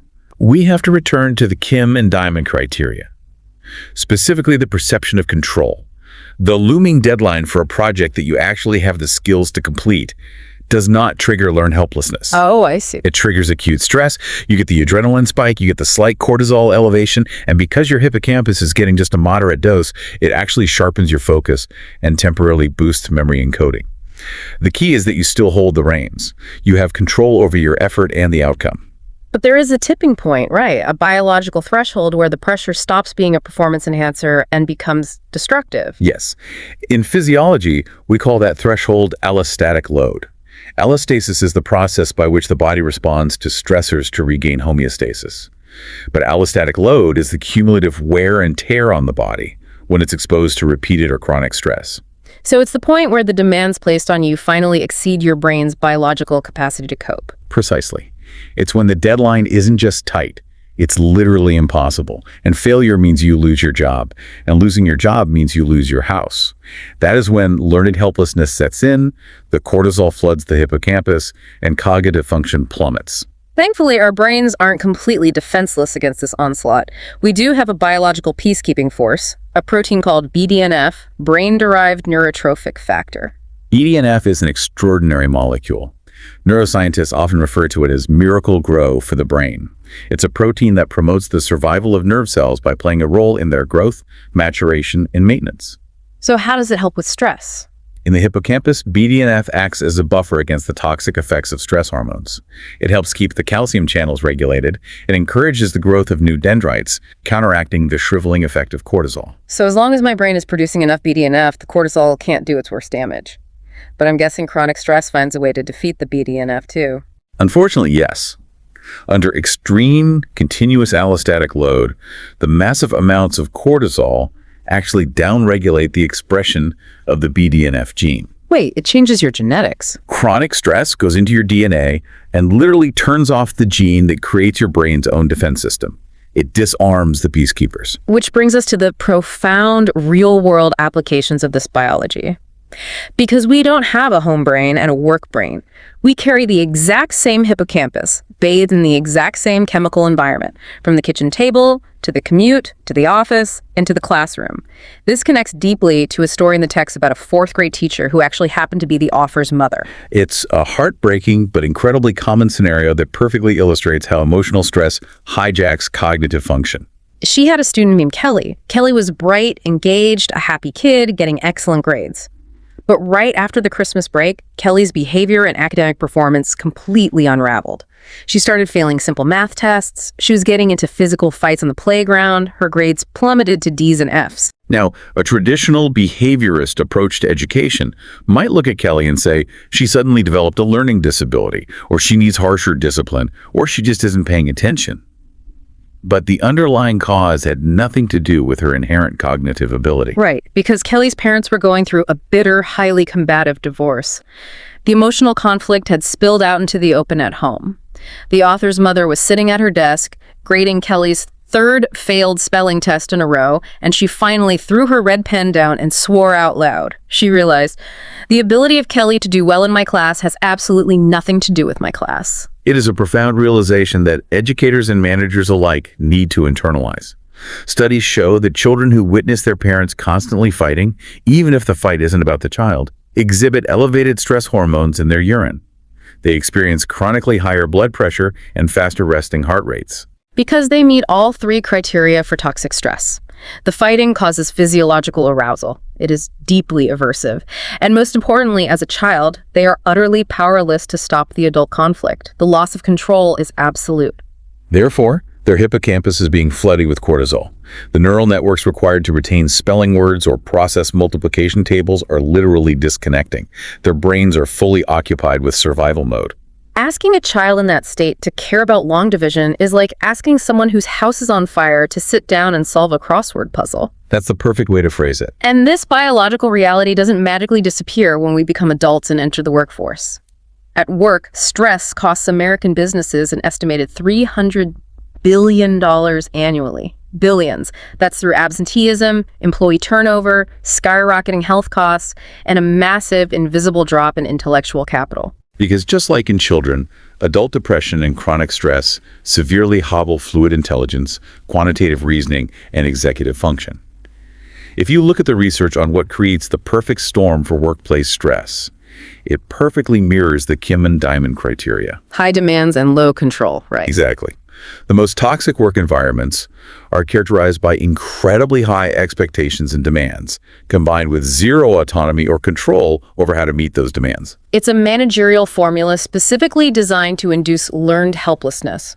If a manager constantly micromanages, shifts goals without warning, or creates an environment of fear where mistakes are punished severely, they are actively inducing an allostatic load in their employees.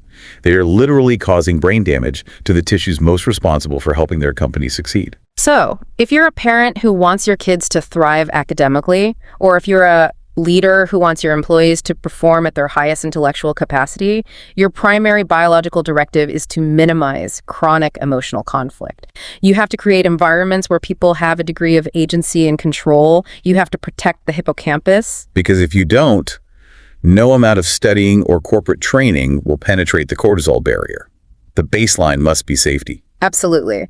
Because if chronic stress is universally damaging to the basic hardware of our brains, the way our brains actually recover, grow, and wire themselves when they are safe is a completely different story.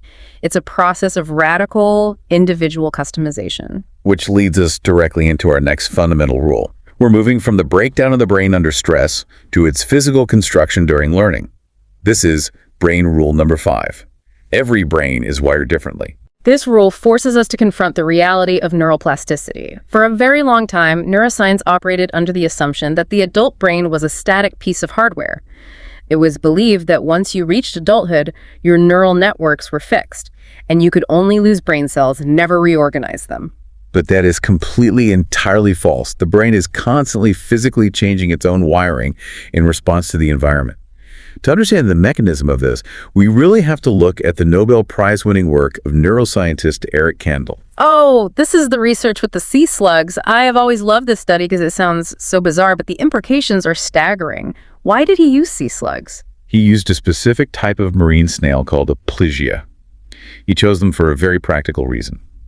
They have incredibly simple nervous systems, only about 20,000 neurons compared to our 86 billion, and their neurons are giant. Giant how? Some are large enough to be seen with the naked eye. This allowed Kandel and his team to physically observe what happens to a single neuron when an organism learns something new. Okay, so what did they do to the sea slugs to teach them something? They focused on a simple defensive reflex. Aplysia have a delicate gill that they use to breathe. If you touch their siphon, a small spot on their back, they instinctively retract the gill to protect it. Kandel's team started pairing a gentle touch on the siphon with a mild, harmless electrical shock to the tail. It was basic classical conditioning. They were teaching the slug that a touch means a shock is coming. Exactly. The slug learned to associate the touch with the shock, and soon just a gentle touch would cause a massive, prolonged retraction of the gill. The slug had learned a new piece of information about its environment. But the breakthrough wasn't the behavior. It was what Kandel saw under the microscope. He actually saw the neurons changing shape, didn't he? He did. He observed that acquiring even this simple piece of information physically altered the anatomical structure of the neurons involved. The sensory neurons that detected the touch and the motor neurons that retracted the gill had literally grown new synaptic connections. The terminals of the neurons swelled, they sprouted new branches, and they formed thicker, more robust connections with each other. The book describes this process in humans almost like reptiles slowly moving around inside our skulls. When you learn something, your neurons swell, they sway, they split. They might break a connection in one spot, physically glide over a microscopic distance, and form a new connection with a different neighbor. It's a continuous physical, structural remodeling happening inside your head every single time you absorb a new fact or practice a new skill. It's an architectural phenomenon. And this remodeling is heavily influenced by a timeline called experience-dependent development. While our brains are plastic throughout our lives, we go through two specific periods of massive, frenetic brain growth and pruning. The terrible twos in the teenage years. Right.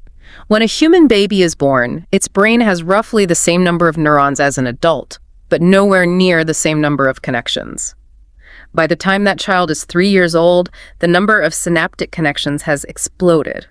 It doubles or triples. It's a massive overgrowth of neural pathways. The jungle of wiring. But a jungle is inefficient. So, as the child experiences the world, listening to language, playing with blocks, interacting with parents, the brain takes out its metabolic pruning shears. It starts trimming back the connections that aren't being used and reinforcing the ones that are.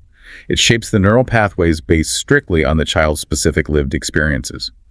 Then, puberty hits, and this massive overgrowth and pruning process happens all over again, particularly in the prefrontal cortex, which governs decision-making and impulse control. But here is the critical point that Dr. Medina emphasizes. These regions develop and prune at completely different rates for every single individual.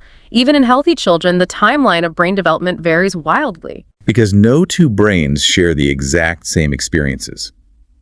Not even identical twins raised in the same house. Even if their DNA is an exact match, their physical interactions with the world, their individual stress levels, their precise dietary intake, and their minute-by-minute sensory inputs are different. So to categorize this, the author explains that some of our brain wiring is experience independent.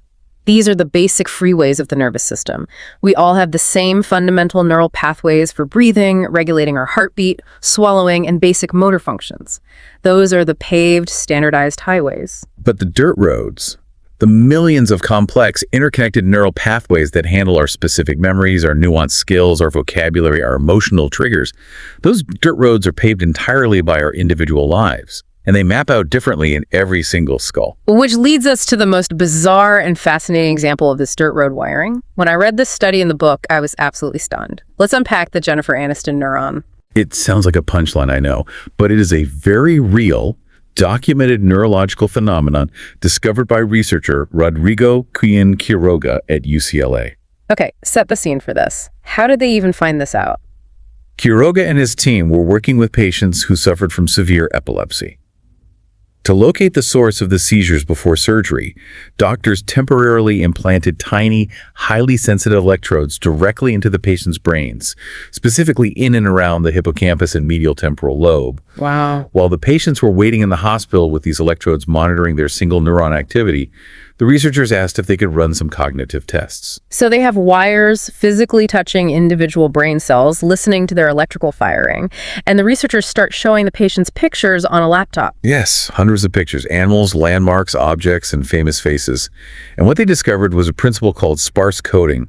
They found that a specific patient had a single neuron, one specific microscopic brain cell, that fired an electrical spike only when the patient was shown pictures of Jennifer Aniston. Wait, only her? Only her. It fired when they showed a picture of her from the TV show Friends.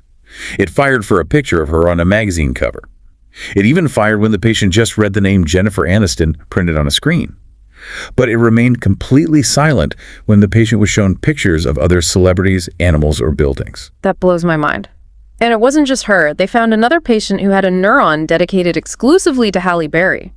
It fired for a photo of Halle Berry, a drawing of her, and even a picture of her dressed in her Catwoman costume.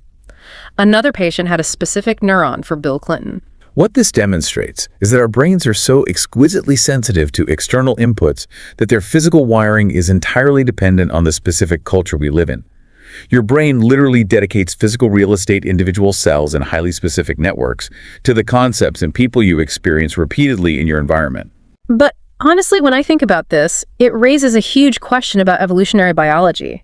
Does this mean I physically have a Taylor Swift clump of cells in my head? Because if I do, isn't that a wildly inefficient use of millions of years of evolution? Why would my brain waste highly evolved biological hardware to dedicate a cell to a pop star? That is a great question, but if we connect this to the bigger picture of human survival, it's actually the ultimate evolutionary advantage. Human beings are not born with the innate knowledge of how to survive in every specific environment on Earth. Right, a baby born in the Arctic tundra needs completely different survival skills than a baby born in the Amazon rainforest. We are born with a learning machine that maps itself to whatever environment it finds itself in. It adapts the hardware to the local software. If your local environment includes frequent exposure to Taylor Swift, because she is culturally relevant, socially discussed, and visually recognizable in your daily life, your brain wires itself to recognize that specific pattern instantly and efficiently. So it's not an inefficient waste of space. It is a demonstration of infinite, necessary adaptability. The dirt roads pave themselves where the traffic is heaviest. Exactly. I like to frame this for you, the listener, like this. Imagine that at birth, we are all handed the exact same flagship smartphone straight out of the box. The hardware is identical. The glass screen, the battery, the microchips. But after a year of use, Based on the specific apps you download, the photos you take, the text messages you save, and the settings you tweak, the operating system on my phone looks and functions fundamentally differently from yours. My battery drains differently. My storage is allocated differently. And to take your smartphone analogy a step further, think about the underlying algorithms. If you constantly use your phone to search for recipes, its predictive text-to search algorithms adapt to prioritize culinary terms. While if I use mine to search for astrophysics, my algorithms adapt differently. The physical pathways of data retrieval are customized by the user's behavior. Therefore, attempting to standardize education or standardizing management styles for a team of 20 employees is like trying to use my thumbprint to unlock your phone. It ignores the fundamental reality that every single brain processes information, spatial reasoning, interpersonal empathy, and mathematical logic through entirely different customized dirt roads. Standardized testing, for instance, often only measures a very narrow, specific set of dirt roads, ignoring the vast, diverse cognitive infrastructure of the individual. Exactly. Which brings us to the next massive biological hurdle. Right, because if every single brain in a classroom or a boardroom has its own unique wiring, its own specific dirt roads, how do you guarantee that a brain actually downloads the information you were trying to give it? You can't just broadcast it and hope they catch it. You have to actively conquer their attention span. This is a critical transition in understanding learning. Attention is the absolute gatekeeper of memory. If the brain does not pay attention to a stimulus, the information never even reaches those customized dirt roads to be processed. It bounces off the exterior. And the biggest, most pervasive threat to attention in the modern world is the delusion of multitasking. We're moving into brain rule number 6. We don't pay attention to boring things, and specifically, we cannot pay attention to multiple things at once. The book strictly, unequivocally debunks multitasking. It states that it is a physiological impossibility for the human brain to focus on two complex tasks at the exact same time. To understand why multitasking is a biological myth, we have to look at how attention is actually generated in the brain. The prominent framework for this is cognitive psychologist Michael Posner's Trinity model of attention. Posner hypothesized that we pay attention using 3 distinct but integrated networks in the brain. Let's break those 3 networks down. First, we have the alerting network. This is intrinsic to the brainstem and the right parietal lobe. It is the system that monitors the sensory environment for unusual activity. It maintains your general state of readiness. Okay, so it's the radar. What's the second? Second is the orienting network, which involves the parietal cortex and frontal eye fields. When the alerting network detects something, say a sudden noise, the orienting network physically and cognitively turns your focus toward that specific stimulus. It points the camera. Exactly. And third, we have the executive network, heavily reliant on the prefrontal cortex and the anterior cingulate. This is the network that controls our goal-directed behavior, suppresses distractions, and sets priorities. The executive network decides what to do with the information the orienting network just pointed out. So when you are focusing intensely on a complex task like writing a report or listening to a lecture, your executive network has a singular, intense spotlight of processing power. And the research says it physically cannot split that spotlight. Precisely. The executive spotlight can only illuminate one cognitively demanding task at a time. When you believe you are multitasking, your brain is actually engaged in rapid task switching. It is frantically moving the spotlight back and forth between the tasks. And that switching mechanism comes with a heavy, measurable cognitive cost. Let's walk through the actual mechanics of a task switch, because understanding this sequence changed how I view my own workday. If you're sitting at work writing a complex professional email to a client, and suddenly your phone buzzes with a text message from your partner asking what you want for dinner, you look away from the email to text back. What does your brain physically have to do in that moment? Well, it is not a smooth transition. It requires a sequential, energy-draining protocol orchestrated by the prefrontal cortex. Step 1 is shift alert. The brain's executive switchboard has to interrupt your current flow and alert the system that a shift in attention is required. Okay, step 2. Step 2 is rule disengagement. The cognitive rules, the vocabulary, and the tone required for a professional client email are entirely different from the casual, intimate rules of texting a partner. Your brain must physically disengage and power down the neural networks holding the email rules. It literally has to put the email files back in the cabinet. Yes. Step 3 is rule identification. The brain must now search its long-term memory to find the specific cognitive rules for texting your partner. And finally, step 4, rule activation. It powers up those new neural networks so you can formulate the text message. And every single time you do that four-step dance, it takes a measurable amount of time, tenths of a second. It does. And if you are jumping back and forth between the email and the text message every few seconds, those tenths of a second accumulate rapidly. But it's worse than just lost time. Task switching rapidly depletes the brain's supply of glucose, which is the metabolic fuel it runs on. It exhausts the prefrontal cortex. So you're literally draining your brain's battery faster. As a result, studies consistently show that multitasking drastically increases your error rate, and it ruins your overall productivity. It can actually take you 50% longer to complete a task if you are constantly interrupting it compared to doing it sequentially. I use an analogy for this when I try to explain it to my friends. Imagine you manage a museum and you hire a single security guard. You tell this guard, I need you to sit at the desk and watch the bank of security monitors. But I also need you to lead a guided walking tour of the Renaissance wing, and you also need to eat your lunch. You're asking the guard to multitask. But the guard physically cannot be in two places at once. So what does the guard do?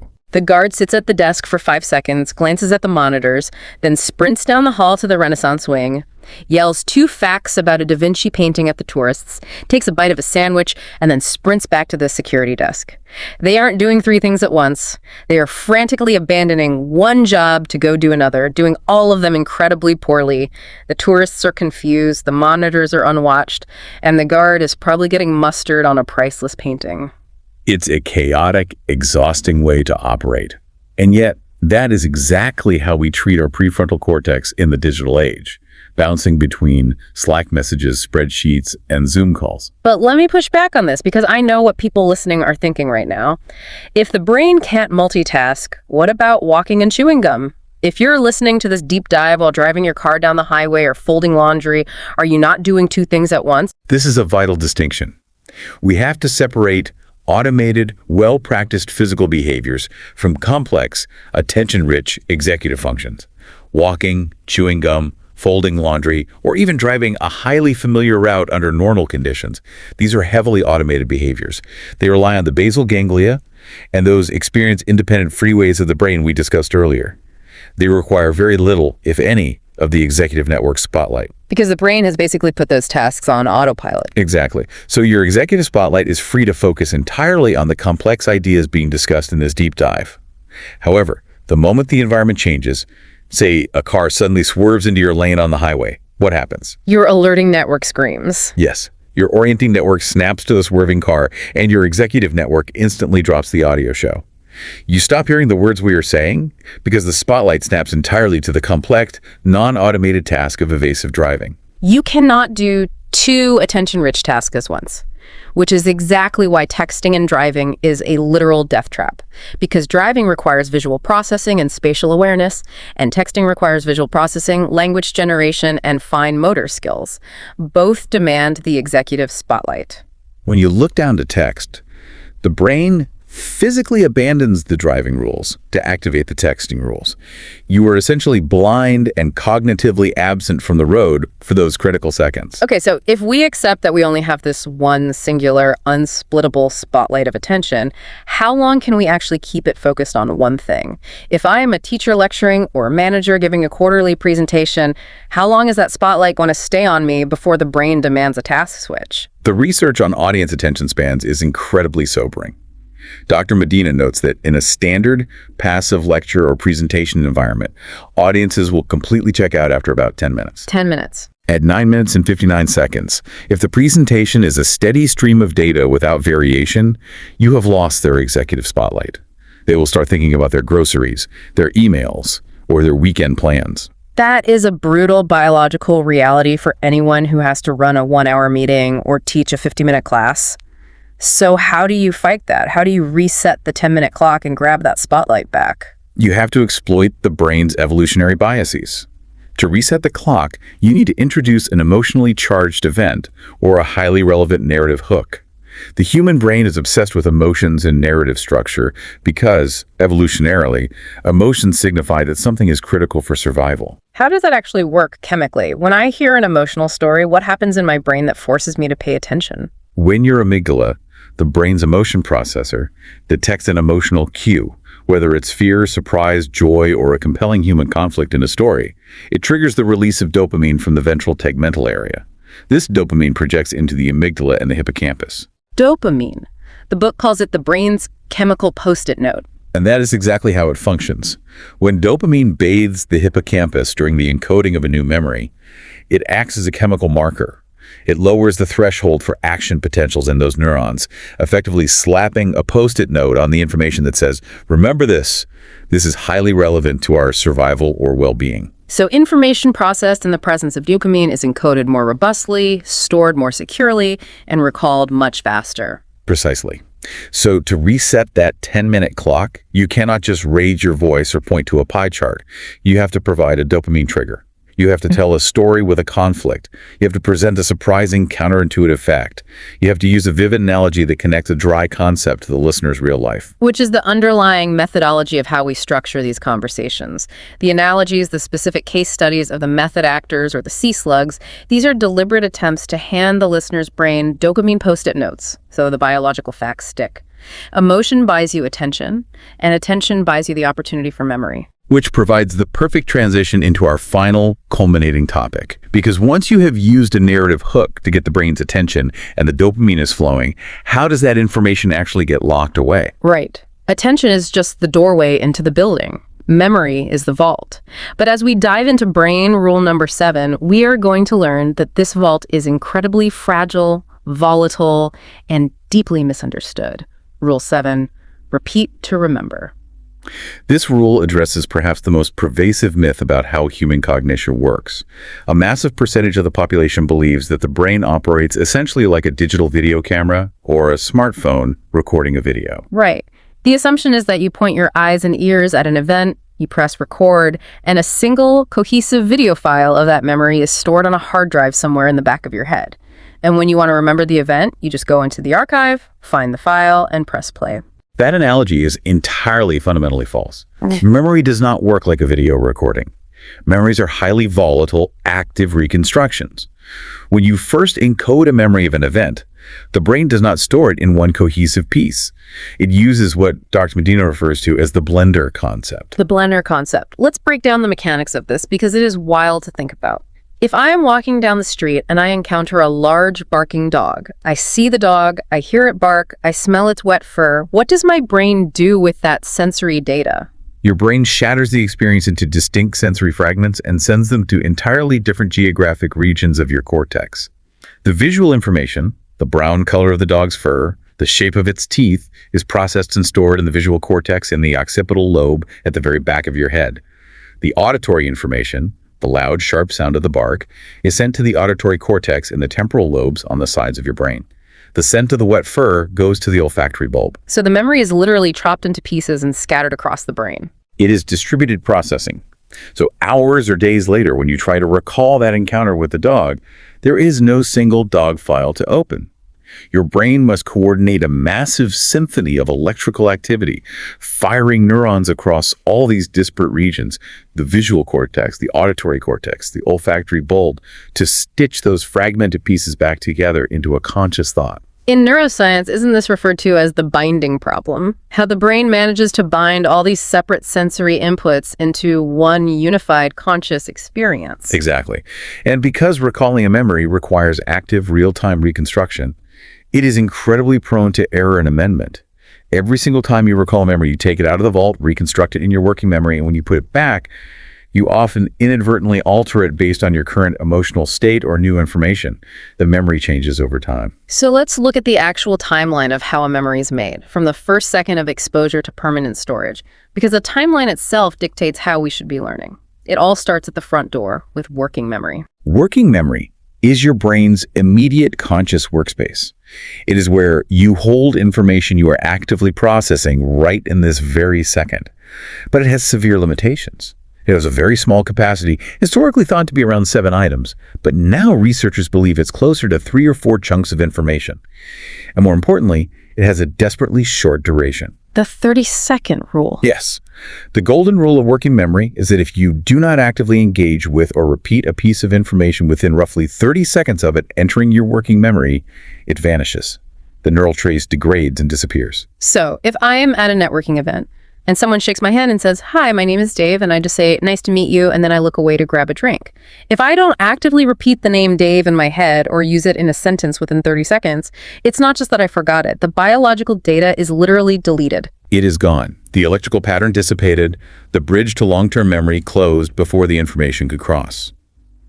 However, if you do engage with it, if you repeat Dave's name or connect it to an emotion or a visual image, the brain initiates the next phase of the process, which is called consolidation. And this is where the hippocampus steps back into the spotlight, the fortress of memory we talked about earlier during the stress section. Precisely. Consolidation is the process of transforming a fragile short-term memory into a durable long-term memory. And this process is essentially a continuous two-way biochemical conversation between the hippocampus and the neocortex. The neocortex being the thin, highly folded outer layer of the brain where our highest cognitive functions and long-term memories eventually live. Right. But the cortex cannot store a new memory on its own immediately. The connections between the neurons in the cortex aren't strong enough yet. It relies on the hippocampus to act as a manager. Let me try an analogy here to see if I am grasping the mechanical relationship between these two areas. Let's imagine the neocortex is a student trying to memorize a vast, complex script for a play. But the cortex is a bit slow. It needs help. The hippocampus is a very strict, relentless, hyper-focused tutor. The tutor holds the master script. I like this. Keep going. So the tutor, the hippocampus, drills the student. Over and over, the tutor flashes the cue cards. Remember the visual of the dog. Remember the sound of the bark. The hippocampus fires electrical signals back and forth to the various sensory regions of the cortex, forcing those specific neural networks to fire together simultaneously. And it does this continuously, especially while we sleep. That is an incredibly accurate description of the mechanism known as long-term potentiation, or LTP.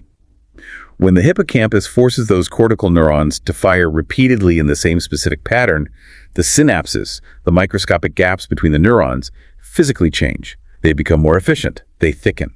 It's the biological principle of neurons that fire together, wire together. The tutor keeps drilling the student, and every time they practice, the student's neural pathways get a little bit stronger. But the craziest part of this entire process is how long the tutoring session actually lasts. I think most people, myself included, assume that consolidation happens relatively quickly. You study a list of vocabulary words, you get a good night's sleep, and boom, the next morning, the memory is locked in the vault permanently. The tutor goes home. But that is completely wrong. It is a massive underestimation of the brain's timeline. The physical structural changes required for a memory to become completely independent of the hippocampus take a staggering amount of time. And the definitive proof of this timeline comes from one of the most famous and tragic case studies in the history of neuroscience, patient HM. Henry Molaison. His story is the bedrock of modern memory research. It truly is. In 1953, Henry suffered from severe, debilitating epilepsy, likely stemming from a childhood bicycle accident. The seizures were destroying his life. In a desperate attempt to cure him, a surgeon named William Beecher Scoville performed a radical experimental procedure, a bilateral medial temporal lobe resection. He surgically removed the majority of Henry's hippocampus on both sides of his brain. And it did cure the seizures, didn't it? It did. But it came at a catastrophic cognitive cost. By removing the hippocampus, the surgeon removed the strict tutor. Without the tutor, Henry completely lost the ability to form any new declarative memories. You could have a conversation with him, leave the room for 2 minutes, walk back in, and he would have absolutely no memory of ever meeting you. He lived the rest of his life trapped in the present tense. But here is the detail that blew the minds of the researchers studying him, particularly Brenda Milner. Henry could still perfectly remember his childhood. He could remember historical facts, his family, and events from his life up until about 11 years prior to the surgery. And that observation unlocked the mystery of consolidation. If the hippocampus is absolutely required to form and hold memories, and Henry's hippocampus was sitting in a medical jar, how could he possibly remember his childhood? Because the tutoring session for those older memories was already finished. Exactly. The timeline of slow consolidation takes years. For 11 years prior to the surgery, Henry's hippocampus had been relentlessly tutoring his neocortex, replaying those memories, forcing the cortical neurons to fire together, thickening those synapses. Finally, for the memories older than a decade, the tutor essentially said, "Your connections are strong enough, you don't need me anymore," and severed the tie. Those older memories were fully consolidated and lived independently in the structural wiring of the neocortex. But for any memory formed in the decade right before the surgery, the tutoring session wasn't finished. The connections in the cortex weren't strong enough to hold the memory on their own. So when the surgeon removed the hippocampus, those partially consolidated memories just vanished. They degraded instantly. This proved that it can take years for a memory to become fully, permanently fixed in the brain. So let's bring this all the way back to the listener's daily life. If it physically takes the brain years to fully consolidate a memory, and that consolidation requires the hippocampus to repeatedly fire the same neural pathways over and over again, what does this mean for how we approach learning? Because it completely invalidates the way most of us were taught to study. It reveals that the traditional method of cramming for a test is a biological absurdity. Trying to force a semester's worth of complex data into your working memory the night before an exam does absolutely nothing for long-term retention. You might hold it in the short-term networks long enough to pass the test the next morning, but because you haven't allowed the hippocampus the time or the repetition to run the long-term potentiation process, those memories will vanish within days. Cramming is like trying to build a brick wall by dumping all the bricks and wet mortar into a pile at once and hoping it stands up. It requires structural reform based on how the brain actually works, and the solution Dr. Medina provides is spaced repetition. Spaced repetition is the deliberate mimicry of the brain's natural consolidation dialogue. It relies on the Ebbinghaus forgetting curve. You introduce a new concept to the brain. Then, you let time pass. The neural trace begins to naturally degrade. Just before it is lost entirely, you expose the brain to the information again. You force the tutor to flash the card. Yes. And every time you review the information at an increasingly spaced interval, an hour later, a day later, a week later, a month later, you force those specific neurons to fire together again. You actively thicken the synaptic connections. If we want students to actually retain knowledge for life, and if we want corporate training programs to actually alter employee behavior, our entire educational infrastructure must abandon cramming and be completely rebuilt around spaced repetition cycles. Wow. Okay. We have covered a truly massive amount of cognitive and biological terrain today. Let me try to synthesize the core takeaways from part 2 of this deep dive to ensure we are giving everyone those dopamine post-it notes before we go. First, on stress. Do everything in your absolute power to minimize chronic emotional conflict and foster environments of control. Chronic stress isn't just a bad mood, it is a toxic chemical bath of cortisol that physically destroys the dendrites in your hippocampus and degrades your ability to learn. Couldn't have said it better. Second, on wiring. Respect the neuroplasticity of the people around you. Every single brain develops at a different rate, and based on their specific lived experiences, their neural dirt roads are completely unique. Standardized approaches will always fail a large percentage of uniquely wired brains. Third, on attention. Stop trying to multitask. Your prefrontal cortex only has one executive spotlight. When you try to do 2 complex things at once, you are just task switching, draining your brain's glucose and increasing your error rate. It's just not worth the cost. And fourth, on memory. Your memory is not a video camera. It is a fragile, shattered reconstruction that requires intense emotion to grab the brain's attention, and it requires deliberate, spaced repetition over long periods of time for the hippocampus to finally lock it into the vault of the neocortex. That is a very comprehensive and accurate synthesis of the biological cheat sheet we set out to build today. But there is still so much more to uncover about how our sensory inputs interact with this underlying machinery. In part 3, we will conclude our journey by exploring sensory integration, vision, music, gender, and exploration, discovering why vision trumps all senses, how music boosts cognition, and how our inner explorer drives lifelong learning. I cannot wait to get into the sensory biology of vision next time. But before we wrap up today's deep dive, I want to leave you, the listener, with a final provocative thought. Think about the last major argument you had with a partner, or the last frustrating mistake a colleague made on a project at work. Knowing what you know right now, that the human brain physically cannot multitask and was likely missing crucial data, that chronic stress actively alters literal biology and degrades the memory center, and that our memories themselves are just stitched together highly volatile illusions rather than perfectly recorded objective videos. How much of that interpersonal conflict was actually about the facts of the situation? And how much of it was just 2 differently wired brains soaking in different levels of cortisol, struggling to share the exact same reality? Because maybe we aren't seeing the world perfectly objectively. We are just seeing the world our unique, custom-paved dirt roads allow us to see. Something to think about. See you in part 3. Right now, as you listen to my voice, your brain is, well, it's actively lying to you. Oh, big time. It is essentially a full-blown hallucination. Right. So, like, look around the room you were sitting in right now. You probably think you're seeing this continuous high-definition broadcast of reality. But you aren't. Not at all. No, your brain is aggressively editing the colors. It's hallucinating three-dimensional depth from flat data and actively suppressing millions of sensory inputs just so you can focus on these words. I mean, it's like a highly produced, heavily dramatized documentary playing inside your skull. Yeah.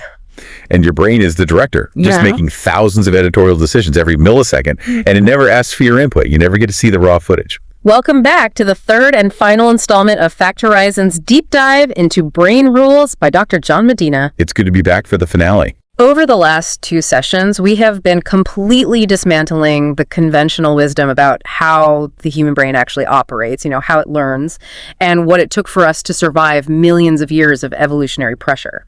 We covered a lot of ground. We looked at the profound necessity of physical movement, the biological imperatives of sleep, and how stress just chemically alters our memory networks. Yeah, and today the mission is the grand synthesis. We are taking all those foundational elements and combining them with the final pieces of human cognition.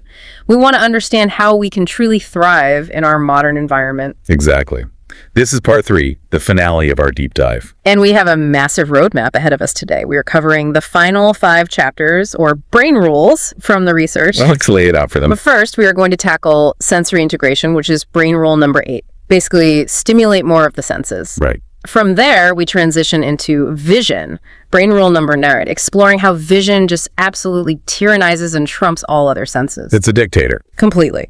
Third, we will look at music, rule 10, and how structured sound physically alters your cognitive architecture. That one is fascinating. Then fourth is gender, rule 11.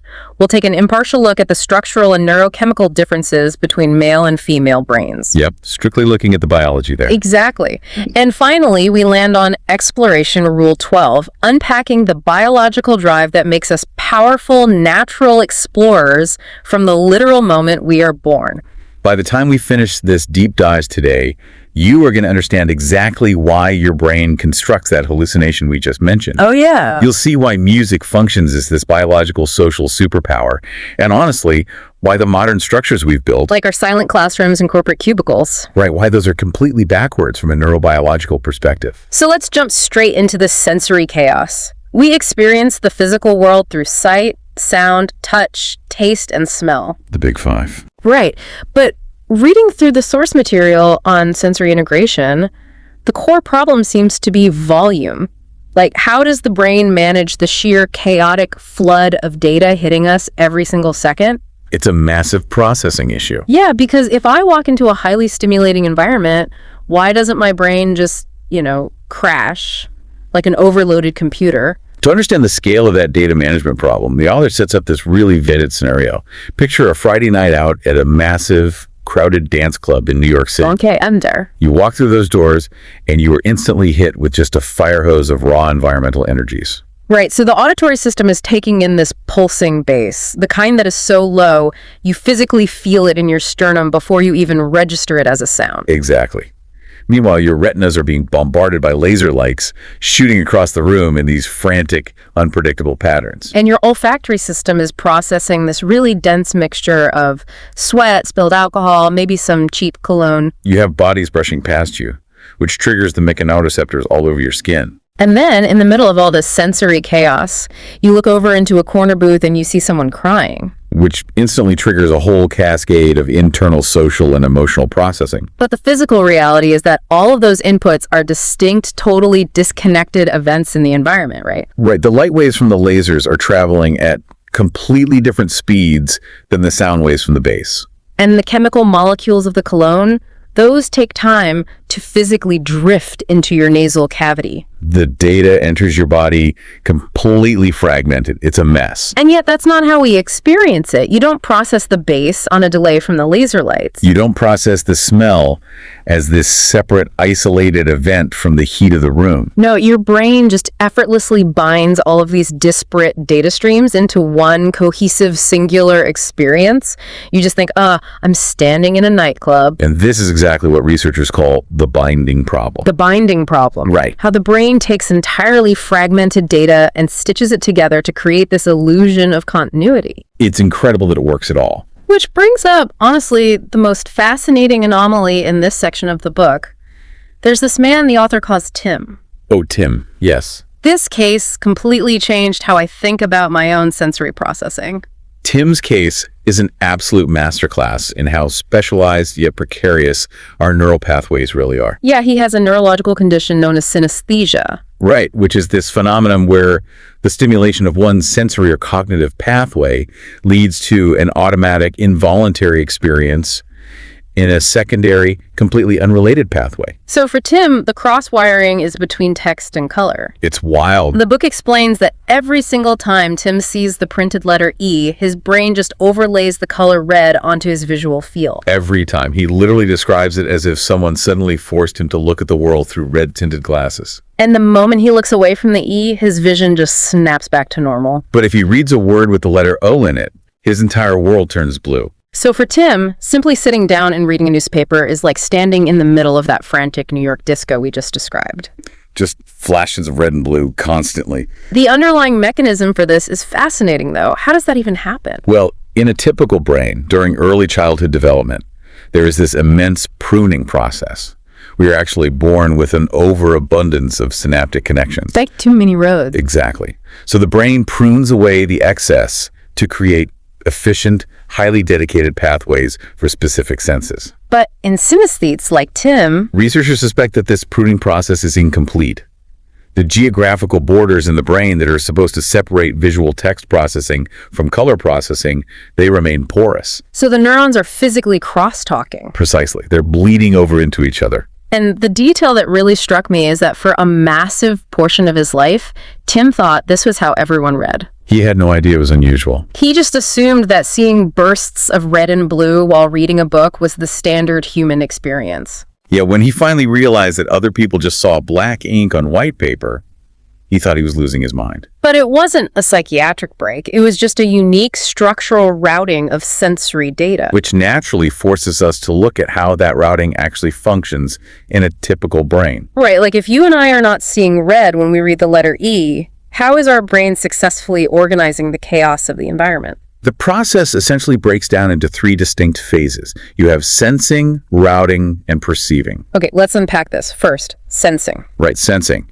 Your body's peripheral receptors capture environmental energies, so photons for light, compression waves for sound, volatile compounds for smell. And they have to translate those physical realities into electrical impulses. That translation is absolutely crucial because electricity is literally the only currency the brain trades in. It doesn't understand light or sound. Only electricity. Okay, so the peripheral nervous system converts the physical world into an electrical signal. Then comes the second phase, routing. Yes, routing. And reading about the routing phase, I just kept picturing the thalamus. The thalamus sits deep in the center of the brain. It's the grand central station. But the analogy that came to mind wasn't the standard post office idea. The thalamus felt more like a heavily firewalled server router experiencing a massive DDoS attack. That is a great way to put it. Right. It is sitting there being absolutely hammered by billions of incoming electrical signals from the eyes, the ears, the skin, the tongue. Non-stop traffic. And it has to instantly filter out the spam, prioritize the vital data packets, and blast them out along these highly specialized fiber optic cables, the neural pathways, to their respective cortices at the back and top of the brain. That server router analogy is highly accurate because it emphasizes the filtering and security protocols the thalamus provides. It actively prevents the cortex from being overwhelmed. So it shuttles the visual packets to the visual cortex in the occipital lobe. Right, and the auditory packets to the auditory cortex in the temporal lobe, and the tactile packets to the somatosensory cortex in the parietal lobe. So everything gets sorted. But once those packets arrive, the respective cortices break them down even further for analysis. Yes, but to solve the binding problem, to bring it all back together, the brain uses specialized regions called association cortices. The ultimate synthesizers. Exactly. They pool the analyzed data from the different senses, they compare the timestamps, they sync them up, and then, and only then, does your brain render the final perception into your conscious awareness. But every rule has an exception. Oh, always. And there is one massive evolutionary loophole to this entire server routing system. One sense completely ignores the thalamus, bypasses all the security firewalls, and mainlines straight into the brain. The olfactory system. The sense of smell. Yep. If the thalamus is a strict network router filtering traffic, smell is a backdoor Trojan horse that already has root access. It's wild. Every other sense has to wait in line, get checked by the thalamus, and wait for permission to ascend to the cortex. Smell completely ignores the sorting facility. It bypasses the thalamus entirely and projects directly to its higher order destinations. And one of those primary destinations is the amygdala.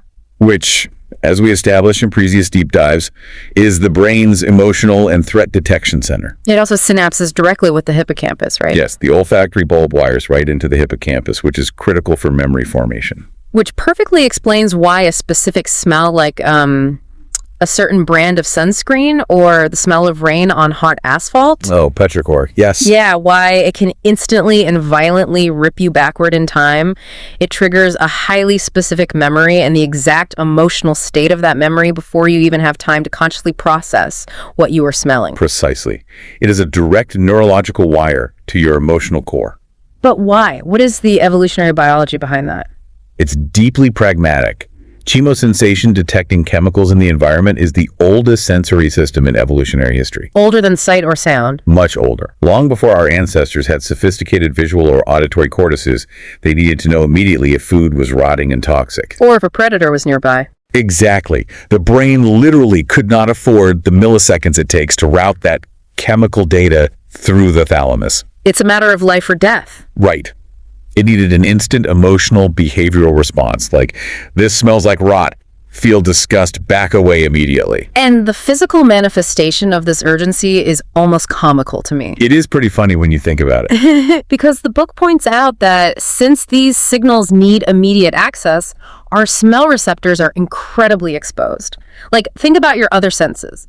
Your retina is shielded behind the tough, transparent shield of the cornea. Right, heavily protected. And your delicate auditory hair cells. They're hidden deep inside the skull, protected by the eardrum. Safe and sound. But the olfactory receptor neurons, they just dangle right out into the nasal cavity. Just hanging out there in the breeze. The only physical barrier standing between the harsh external environment and these direct extensions of your brain is a thin layer of mucus. Literally just boogers. Boogers. That's it. That's the only firewall for your memory and emotion center. It perfectly illustrates how desperate the brain is for that chemical information. It completely sacrifices physical protection for raw speed. So we have this complex, deeply integrated sensory blender. And we know from human history that our brains evolved in an overwhelmingly multisensory environment. Absolutely. Our ancestors weren't sitting in silent, sterile rooms staring at flat screens. No, they were navigating the African savanna, relying on sight, sound, smell, and touch simultaneously just to survive. Which leads directly to the concept of multisensory learning. Right. The source material brings up cognitive psychologist Richard Mayer and his multimedia experiments. But I have to admit, I struggled to understand this at first. Why is that? Well, if the brain is already working so hard to process sensory data, wouldn't adding more sensory input to a learning environment just overwhelm the system? Wow. Like, wouldn't dual coding just crash the server? It is a highly intuitive pushback. You would definitely think that asking the brain to process a visual image and an audio track simultaneously would cause cognitive overload. Yeah. But Mayer's research proves the exact opposite. And it's precisely because of how those association cortices function. How so? Mayer hypothesized that because the brain evolved in a multisensory world, it is highly optimized for parallel processing. But there's a catch. The streams of information have to be complementary, not competing. Okay, so how did he actually prove that? He designed a series of robust experiments where he divided learners into 3 groups. Okay. Group 1 received information via a single sensory channel. So, for example, just listening to a lecture. Got it. Group 2 received the same information via a different single channel. So just reading the text silently. Okay, single inputs. Right. But Group 3 was exposed to a multisensory presentation. They heard the audio while simultaneously seeing relevant visual animations. And the results? The results were staggering. The groups in the multisensory environments outperformed the single-sense groups across every single metric. Wow. But was it just rote memorization? No, that's the kicker. It wasn't just a marginal improvement in remembering facts. The multisensory groups demonstrated a profound increase in actual comprehension and application. So they understood it better. Much better.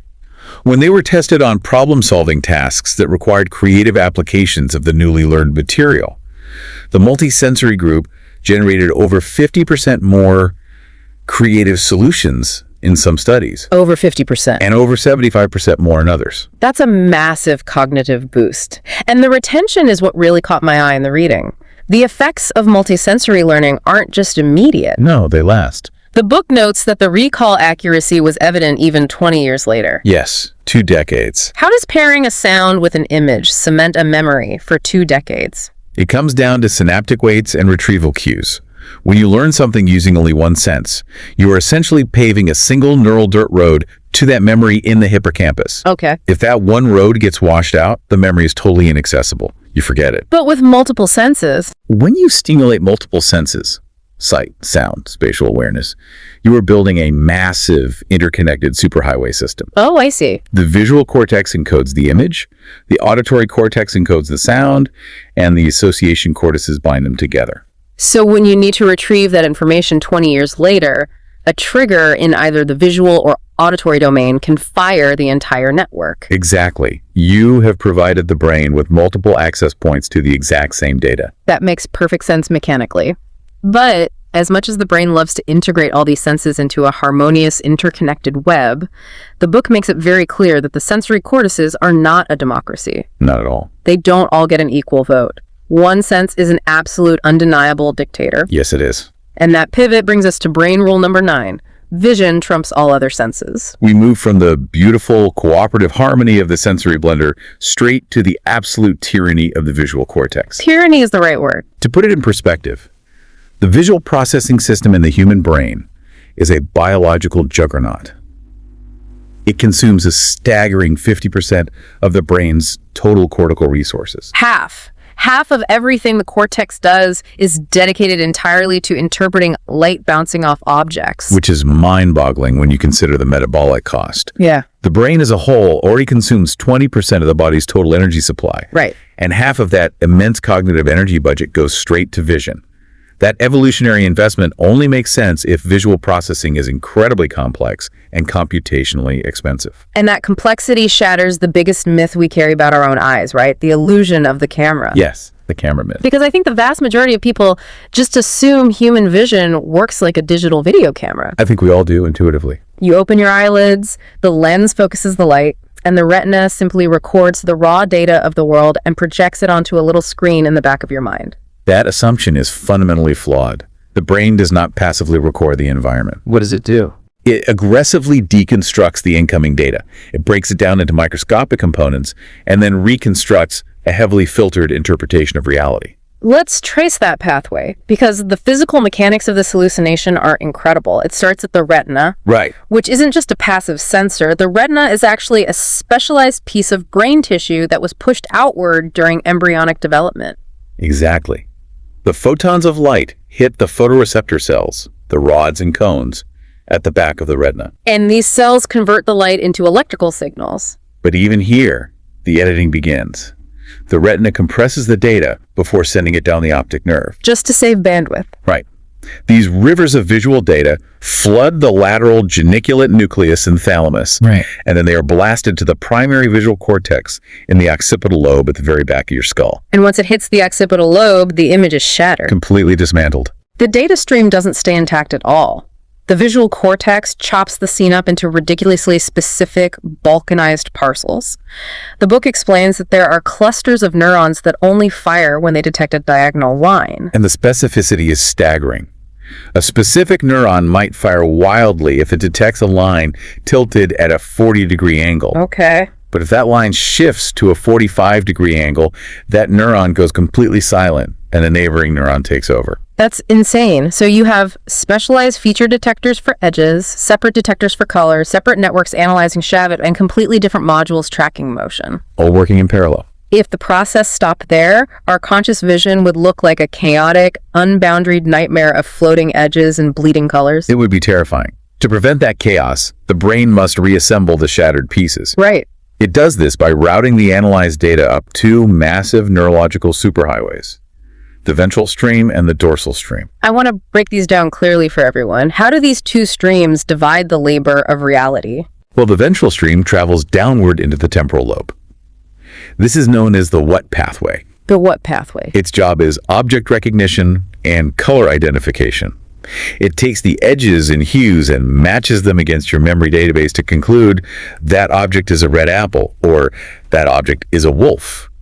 Okay, so it identifies the thing. Meanwhile, the dorsal stream travels upward into the parietal lobe. Yes, the dorsal stream is the where and motion pathway. So it doesn't care what the object is. Not at all. It solely calculates the object's spatial coordinates relative to your body and its trajectory. Okay, so the ventral stream shouts, I have identified a large predator. And the dorsal stream simultaneously calculates, and it is accelerating directly toward our current location. And then the brain stitches those two streams together to give you a unified perception. Exactly. But this highly complex system has to solve a massive physics problem, because the physical world around us is three-dimensional. Right. But the sheet of photoreceptors on the back of our retina is completely flat. It's just a 2D surface. So the raw data entering the brain is entirely two-dimensional. And that geometric disparity is the root cause of why we say you are actively hallucinating. The brain receives a flat, 2D projection and is forced to extrapolate a 3D reality from it. It's just guessing.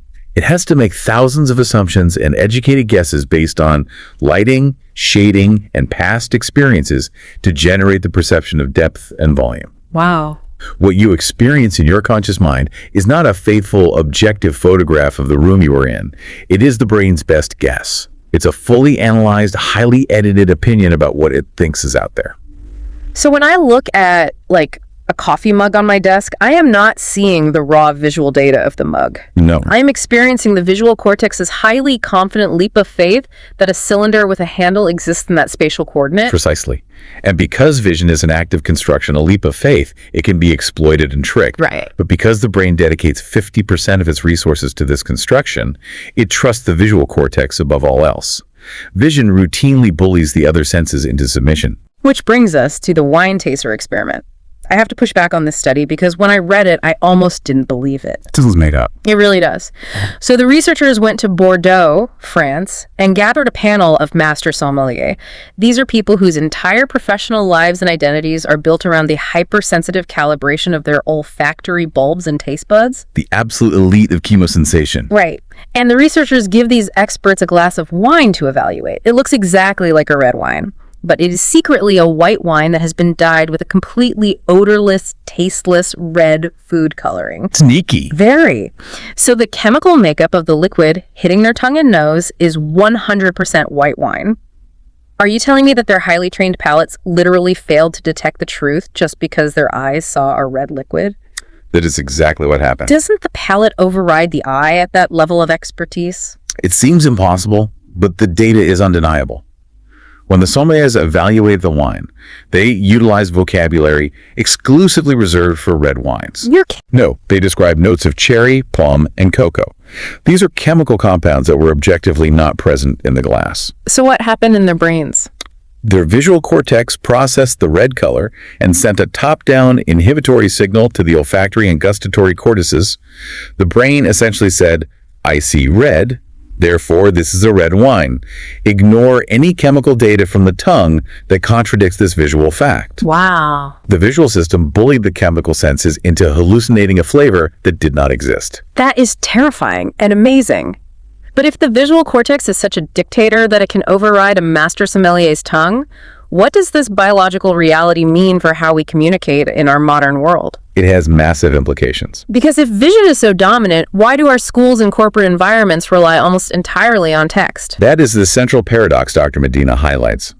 From a neurobiological standpoint, the modern obsession with text is a massive failure to understand human cognition. Pure vindication for anyone who has ever suffered through a meeting where the presenter just reads a 50-slide deck filled with bullet points. Absolutely. If you want to transfer information efficiently, you have to throw out your text-heavy PowerPoints and dense manuals. But explain the mechanics of this. Why is reading text so inefficient for a brain that dedicates half its power to vision? Because the brain does not actually possess a dedicated network for reading text. Writing is a very recent human invention, evolutionarily speaking. We didn't evolve to read. Exactly. So the brain have to co-opt the visual cortex to decipher it. The problem is, to your visual cortex, there is no such thing as a word. What do you mean?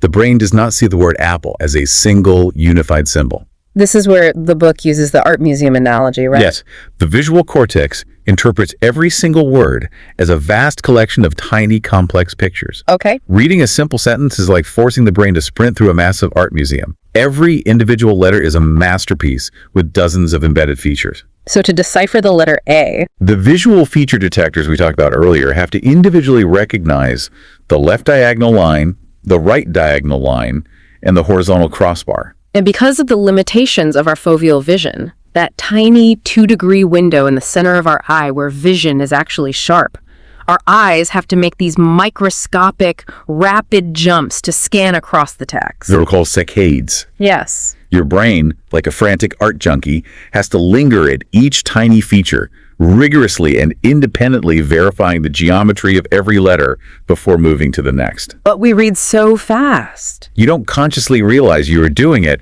because the automated process is incredibly fast.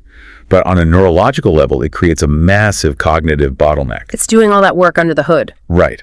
The brain is burning immense amounts of metabolic energy just verifying the shapes of the letters, leaving far less processing power available for actual comprehension and retention. So when you show someone a picture of an apple, the ventral stream processes the entire image in milliseconds. But if you show them the text APPLE, the visual cortex has to painstakingly verify the geometric components of 5 separate, intricate drawings before it can even begin to pull up the concept of the fruit. Which is why visual storytelling using actual images transfers information exponentially faster and with vastly higher retention rates than text. Which naturally raises the next biological challenge.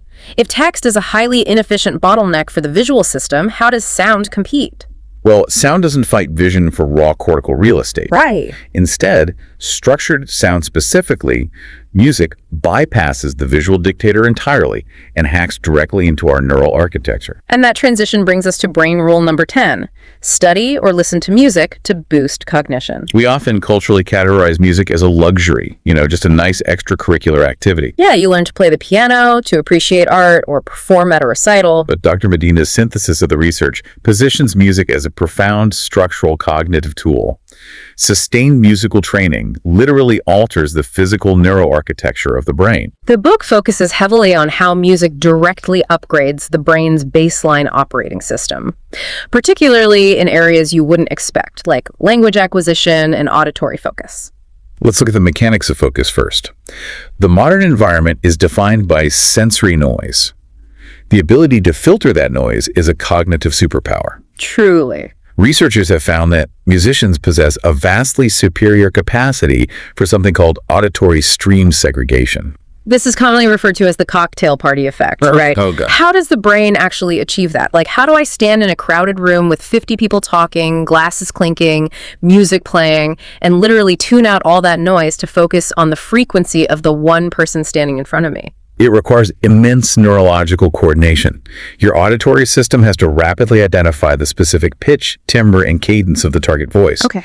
Then the auditory cortex sends top-down inhibitory signals back down to the brainstem to actively suppress the neural firing rates associated with the background frequencies. So the brain has to actively mute the noise at a cellular level. Yes. Yeah. And musicians are demonstrably better at this suppression. Significantly better, right? Oh, massively. Because learning an instrument forces the brain to practice this exact mechanism for hours on end. Oh, that makes sense. If you play the oboe in an orchestra, your brain must constantly isolate the sound of your single instrument from the overwhelming acoustic output of 60 other musicians playing simultaneously. So the inhibitory networks become highly myelinated and incredibly efficient. Exactly.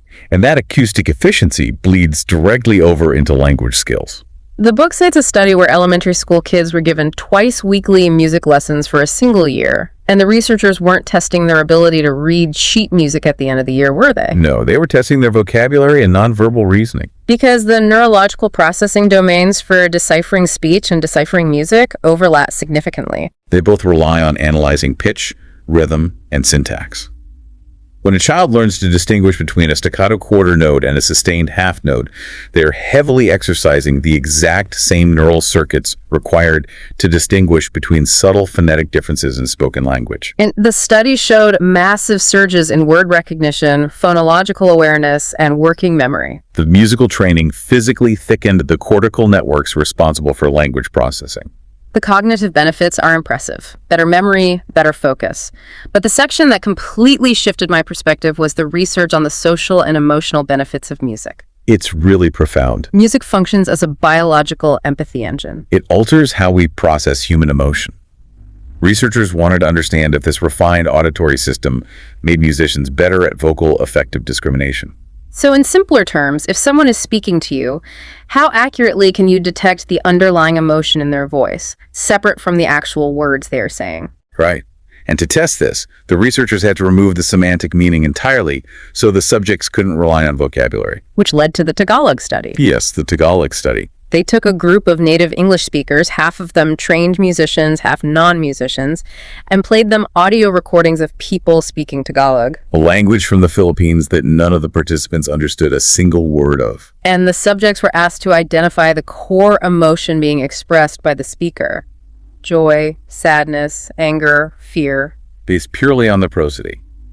The tone, the micro shifts in pitch, the cadence of the voice. The non-musicians performed quite poorly. But the trained musicians were incredibly accurate. They were champions at discerning deeply subtle emotional states, particularly negative emotions like sadness and fear, in a completely foreign linguistic environment. And this capability is hardwired all the way down to the most primal, ancient part of the brain, isn't it? It is.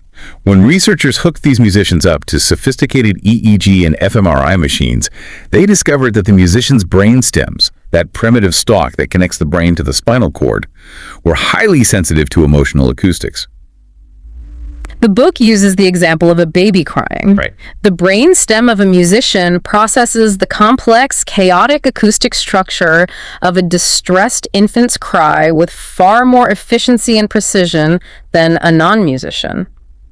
The musician's brain instantly extracts the exact timing and pitch of the distress signal. Which brings up the crucial scientific hurdle in this field of study. The correlation versus causation issue. Exactly. The correlation is clear. Musicians are better at detecting emotion. But correlation does not equal causation. Researchers had to ask a fundamental question. Are musicians just naturally more empathetic, highly sensitive people who happen to gravitate toward playing the violin? Or does the physical act of music training cause the brain to become more empathetic? The classic chicken and egg problem. Does the music cause the empathy, or do empathetic people just like music? So how did they solve that? To solve that, you cannot rely on associative studies. You have to conduct an intervention study. Okay. You must take a random sample of people who are not inherently musical, force an intervention, and measure the neurobiological change over time. And that is exactly what researchers did with a cohort of 50 children aged 8 to 11. They randomly assigned these 50 kids into 3 distinct groups.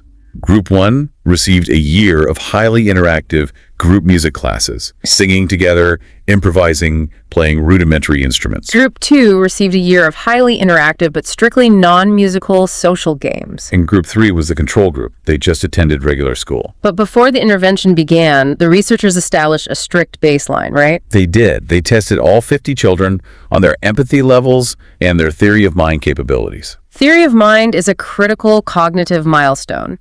It is the ability to understand that other people hold beliefs, desires, and emotional states that are entirely different from your own. Right, so they run the year-long intervention. And at the end of the year, the data was undeniable. What happened?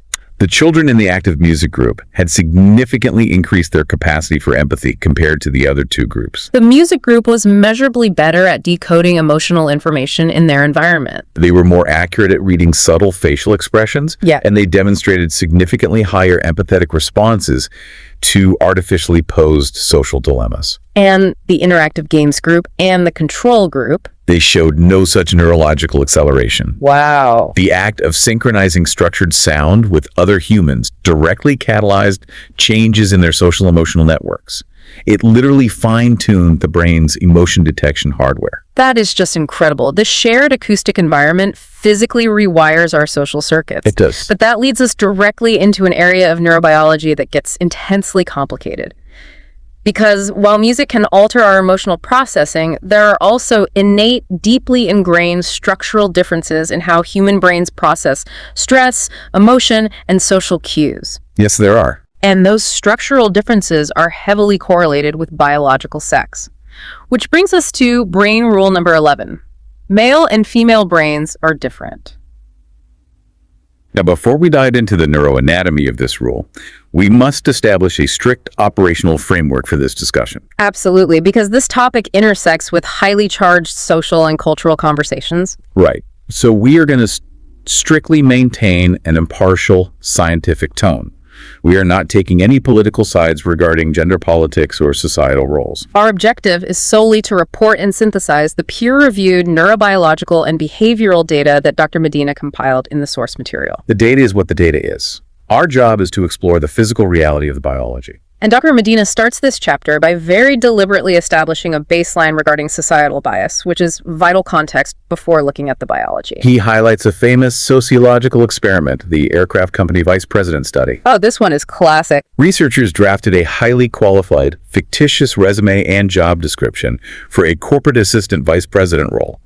They gave this exact same resume to different groups of evaluators. The only variable that was changed was the name printed at the top of the resume? Exactly. When a group evaluated the resume believing the candidate was a man, they consistently rated him as very competent and highly likable. But when a different group evaluated the verbatim identical resume believing the candidate was a woman, they rated her as likable, but explicitly not very competent. The mere perception of gender entirely skewed the objective evaluation of competence. So that establishes the intense sociological bias that exists in the environment. But peeling back the sociological layer, Dr. Medina dives into the actual physical, structural, and neurochemical differences that exist between biological male and female brains. The biological divergence begins at the genetic level with the X and Y chromosomes, but it manifests vividly in the physical neuroanatomy. Let's look at the amygdala, for instance, the brain's emotional and threat processing center. Structurally, the physical volume of the amygdala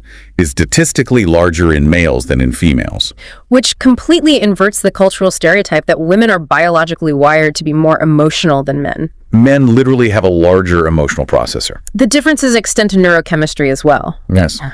Males synthesize serotonin, a critical neurotransmitter responsible for regulating mood, emotion, and aggressive impulses, approximately 52% faster than females. 52%. That is a massive metabolic difference that impacts the baseline threshold for emotional reactivity. It is. Conversely, morphological studies have found that specific regions of the frontal and prefrontal cortex, the areas governing complex decision-making, social regulation, and executive function, are structurally thicker in females. Females also exhibit a thicker corpus callosum, the massive bundle of nerve fibers that bridges the left and right hemispheres of the brain. So female brains possess a wider bandwidth for the two hemispheres to communicate and share data. But knowing these physical differences exist is one thing. I want to know how a 52% difference in serotonin, or a thicker prefrontal cortex, actually manifests in human behavior, especially when the system is put under extreme stress. To observe those behavioral manifestations, we turn to the research of neurobiologist Larry Cahill. Okay. Cahill wanted to eavesdrop on the male and female brain while it was actively processing acute trauma. So he hooked his subjects up to PET scanners and showed them incredibly graphic, highly stressful slasher films. Just a horrible, traumatic sensory input. Right. And as the subjects watched the trauma unfold, Cahill monitored which networks in their brains consumed the most glucose. What did he find? He found a stark lateralization. Under acute stress, male brains handled the experience by fiercely firing up the amygdala in their right hemisphere. The left side of the male amygdala was comparatively dormant. And the right hemisphere, as Medina points out, is structurally biased toward processing the gist of an experience, the main overarching theme or threat. Correct. The male brain prioritized the central summary of the trauma. But women process the exact same stressful visual input using the opposite hemisphere. Yes. Their left amygdala consumed the glucose and lit up, while the right remained quiet. And the left hemisphere is biased toward capturing the granular details of the event. So the male brain is structurally prioritizing the gist, and the female brain is prioritizing the details during a crisis. Exactly. But Cahill didn't just stop at brain scans. He wanted to prove this lateralization chemically, which is where the propranolol comes in. And I need you to explain this, because how does a blood pressure medication erase memories of a movie? Propranolol is a beta blocker. It is primarily prescribed to lower heart rate and blood pressure by blocking adrenaline. Okay. But it has a secondary, highly specific neurochemical effect. It crosses the blood-brain barrier and acts as an antagonist to beta-adrenergic receptors. What does that mean for memory? When the amygdala experiences trauma, it relies heavily on norepinephrine to consolidate and lock in that memory. Propranolol blocks the norepinephrine. It essentially chemically inhibits the amygdala's ability to save the file. It's like a localized amnesia drug for trauma. Exactly. So Cahill administered this beta blocker to a new set of subjects before they watched the dramatic slasher film. And then brought them back a week later to test their recall. And the behavioral results perfectly mirrored the PT scans. The men who took the drug completely lost their ability to recall the gist of the story, but they could still remember scattered, specific details. Because the drug knocked out their right amygdala's function. Yes. And the women who took the drug experienced the exact opposite. They lost the ability to recall the specific details of the film. But they could perfectly articulate the gist of the plot. The pharmacological intervention proved that under acute stress, the male and female brains rely on distinctly different lateralized hardware to encode reality. And this structural divergence doesn't just dictate how we handle a slasher film. It bleeds directly into how we communicate every single day. Medina heavily references the sociolinguistic research of Deborah Tannen here. Tannen spent years conducting observational studies on how young boys and young girls use language to interact with their peers. She found that these gendered conversational styles are established in early childhood and they solidify into adulthood. And the tactical objectives of the communication are wildly different. How so? When female children communicate, they tend to utilize both hemispheres of the brain to process verbal information, which is likely facilitated by that thicker corpus callosum we mentioned, the wider bandwidth. Right. Tannen noted that female communication strategies predominantly center around establishing connection, building consensus, and maintaining relationships. It aligns with the behavioral response to stress, often termed tend and befriend. Whereas boys primarily lateralize language processing to a single hemisphere, and their conversational tactics, particularly in same-sex groups, are vastly different. The communication is often utilized to negotiate status, establish hierarchy, and issue commands. And under stress, the biological male tendency is not to tend and befriend, but to withdraw or isolate. And Medina takes these behavioral observations and grounds them back in the neuroanatomy, pointing out that these structural differences might explain a significant clinical disparity. What disparity? Language and reading disorders, such as dyslexia, are approximately twice as common in young boys as they are in young girls. Wow, twice as common. The female brain appears to possess a more distributed, highly connected, and therefore more robust neural network for processing verbal data. We have these distinctly different sex-based biological pathways for managing stress, language, and social hierarchy. Right. But despite all those neuroanatomical differences, there is one universal primal drive that unites absolutely every human brain, male or female, from the moment we are thrust into the world. And that drive is brain rule number 12. We are powerful and natural explorers. This is the perfect rule to synthesize the entire book because it strips away all the modern complexity and anchors us firmly back in our evolutionary roots. From the literal second we open our eyes, the human brain is aggressively driven to explore, map, and master its environment. The chapter frames this beautifully. Babies are not passive sponges. They are rigorous, highly active research scientists. They utilize the scientific method intuitively. A baby does not just lie there and absorb data. They actively generate hypotheses, design physical experiments, execute them, and analyze the results. Anyone who has ever fed a toddler knows this exact routine. Oh, yes. The toddler sits in the high chair, looks at the spoon, looks at the floor, and intentionally drops the spoon. They are not just being difficult, they are executing an experiment in Newtonian physics. They are testing a hypothesis about gravity and object permanence, and when you pick the spoon up and hand it back, what do?